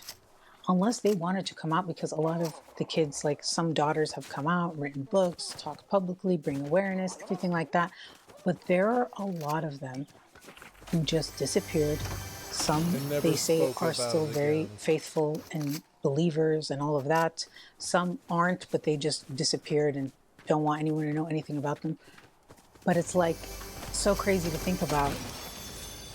They're operating outside of like us who have our little, you know, barcodes on us or whatever, because they don't have a birth certificate, they don't have passports, they don't have a social security number, they don't have, you know, fingerprints, nothing. During the trial, when they were prosecuting these kids and the different killers, the defense was talking about how they were indoctrinated at birth and they didn't know anything else, and, you know, are they really guilty or are they victims? And that whole argument was there. And there's several things to be said for that. Like, first of all, right, there are people who escaped and then got killed for escaping or tried to escape. So that guy didn't if pick some up the people crown can 'cause break he's out got of that one. doctrination, doesn't mean that that doctrination isn't that bad. Or, you know, do we judge it based on the level of the indoctrination, or do we judge it based on like the person and how susceptible they are? But then it's like you're applying a different thing, and how do you determine that? So the fact that some could break out of it means it wasn't impossible to. So if you didn't, well, there you does go. that make 50 you more guilty? from number 1 to Especially number if you then 56. perpetuated, you know, a crime and That committed person murder. pushed me so fucking That's fast. one thing. The other thing too is the ones who did go out and tried to get deprogrammed afterwards, the people who were deprogramming them were saying that this was like the hardest case they've ever had. And I think that really shows you that this was an above the normal cult manipulation. Like, this was next level, because here's what they said. They said that standard deprogramming techniques were often insufficient because the indoctrination went so deep and started so early, and that former members required years of intensive therapy to function independently.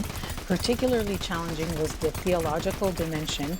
For someone who had been raised from birth to believe that Ervil was God's prophet, abandoning that belief didn't just mean changing a religious view, it meant rebuilding their entire understanding of reality, morality, and the meaning of the world from scratch, which is crazy. Like, that could break your whole brain, shatter your whole existence. Like, it might be better in your brain to protect itself, to be like, no, this is real, because then what was this all for?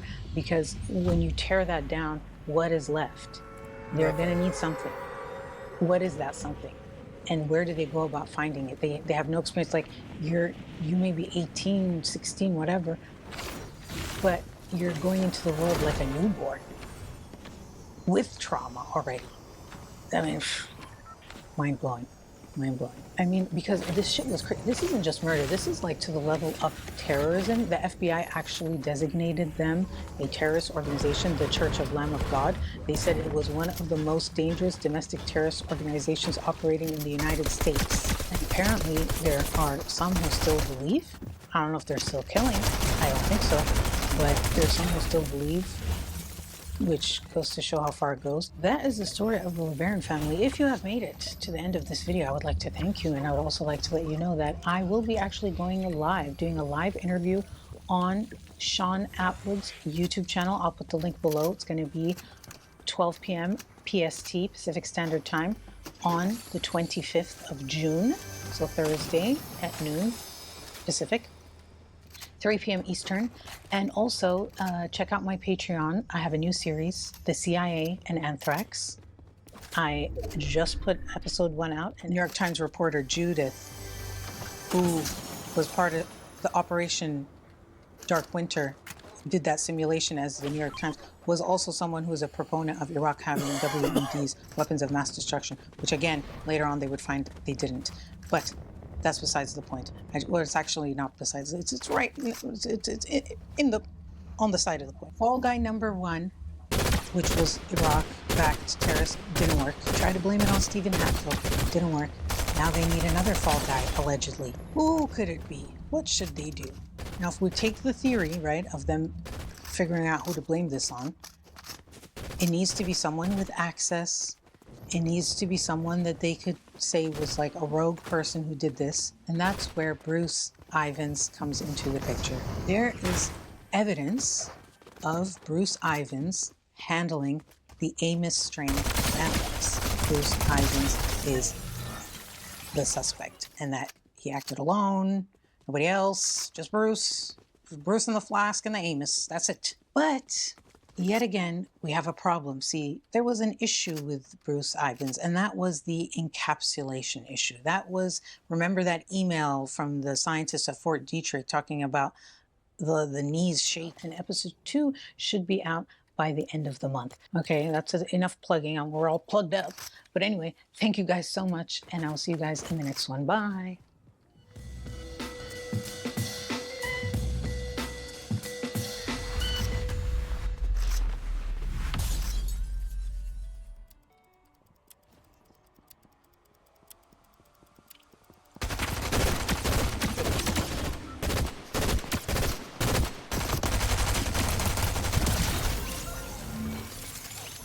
One of these guys had a gold boot, but they don't anymore, and I killed both of them. Where's the gold boot at? Is there another guy? Maybe the other guy's attacking me right now. I don't know. But the guy with the boots, he's gone. His boots are gone. They did not drop. And it's annoying because the boots should get me out of this situation. I killed the guy with boots, but the boots aren't there. And I don't like that. It indicates that the developer didn't think about it.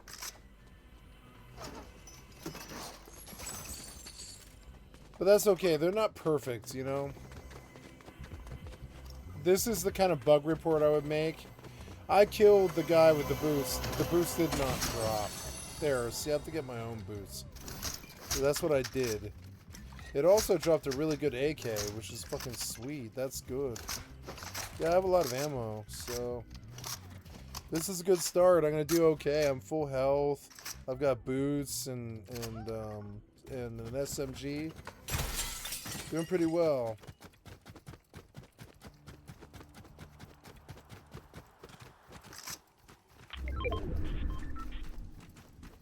I'm gonna get good at booting in on somebody who's not expecting me. There, I heard something, but I don't know what it is.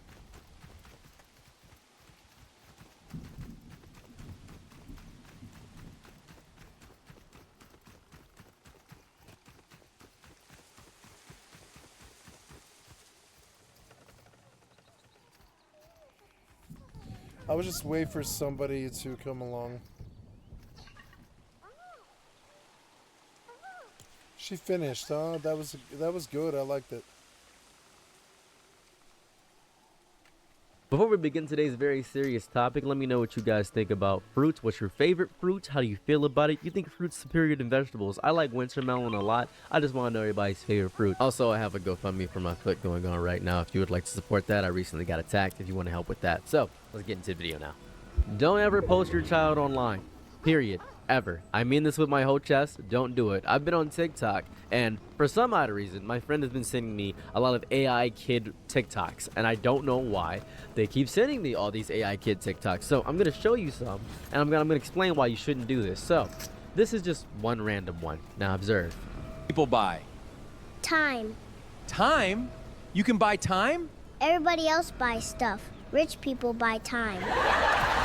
So I'll just kids say it first. That's just, you know, so cute, obviously so fun. Now then, let's keep going. Daddy. Yes, sweetheart. Can you call your wife? Why?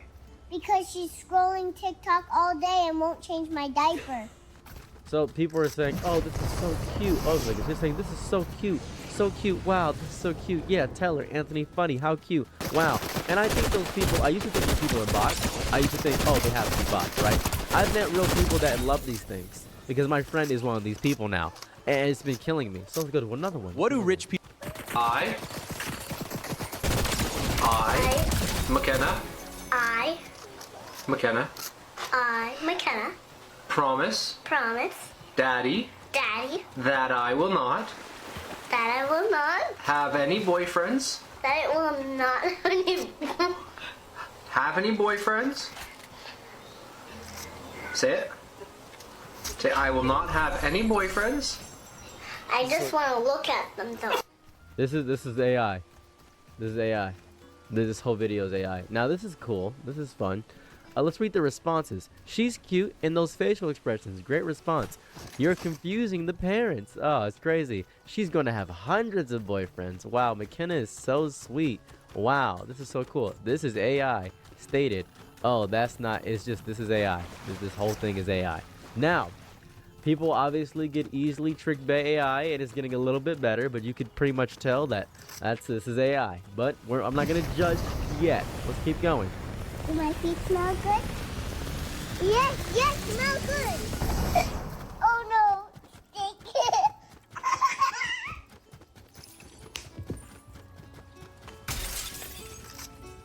Bad kitty, I'm the mama.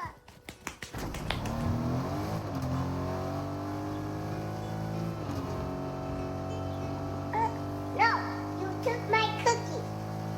Yes, you did. I know that. Are you trying to fool me, Tommy? All right then. No food for you today. Got it. Now sit down. Who did this? Not me. The cup fell itself. The cup jumped?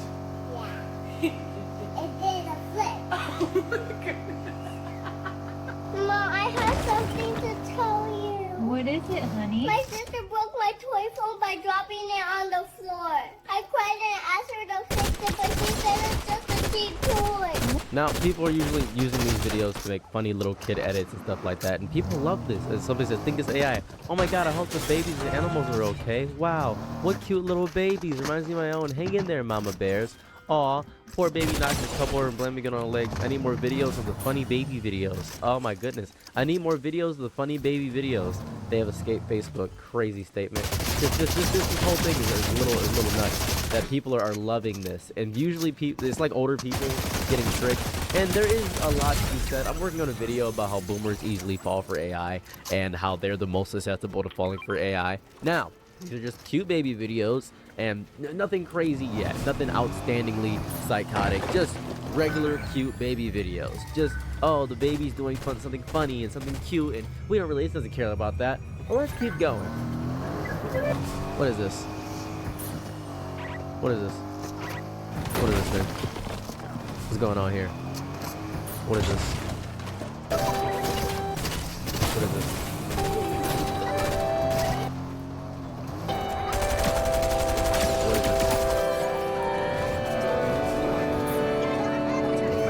Now people are saying most obvious ring ever. They're saying, oh, ringing it, bada bing, bada boom. They're saying they should ring. We need to report AI baby accounts. When will AI be banned? Can someone tell me what ring means? And then we can get right here. Ring is when you ring the CP ring. It's a ring. It's a ring. What the F was the first one? I might have to block you for even bringing this to my FYP. I guess, bro, so shine light situation to do what you want. It's getting bad. It's getting really, really bad. Now, as you saw that first one, right? That first one scares me because there are things like this. There are things like this. And then there are people in the comment section. No way, you are so beautiful and super cute. Gorgeous. Interesting work, interesting work. Holy ring, least obvious ring. Beautiful. This is so weird. You're really cute. This better be you. What is this? Yeah, take this down. Why does it have so many saves? I'm sorry. Oh. Yeah, that's a little bit concerning. I say this to watch it later, but this is a lot of saves. This is the ring. I know it. Hello, algorithm. Yes, very, very, very nice. Oh.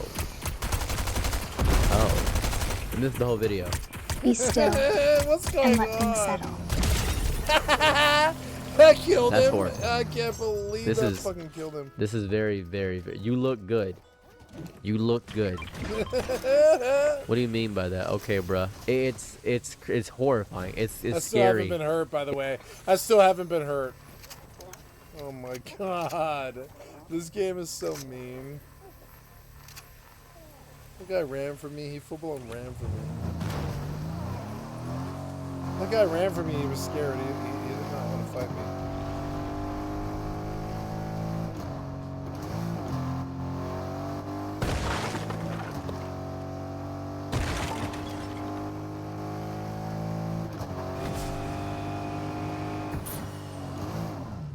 There, that thing, I mean, I don't know, I think, well, no, I think the purple is good. The purple's good, but I think I would prefer that over the shotgun, because it's like, Jesus Christ, I do have 2 gold SMGs. That's a nasty combo.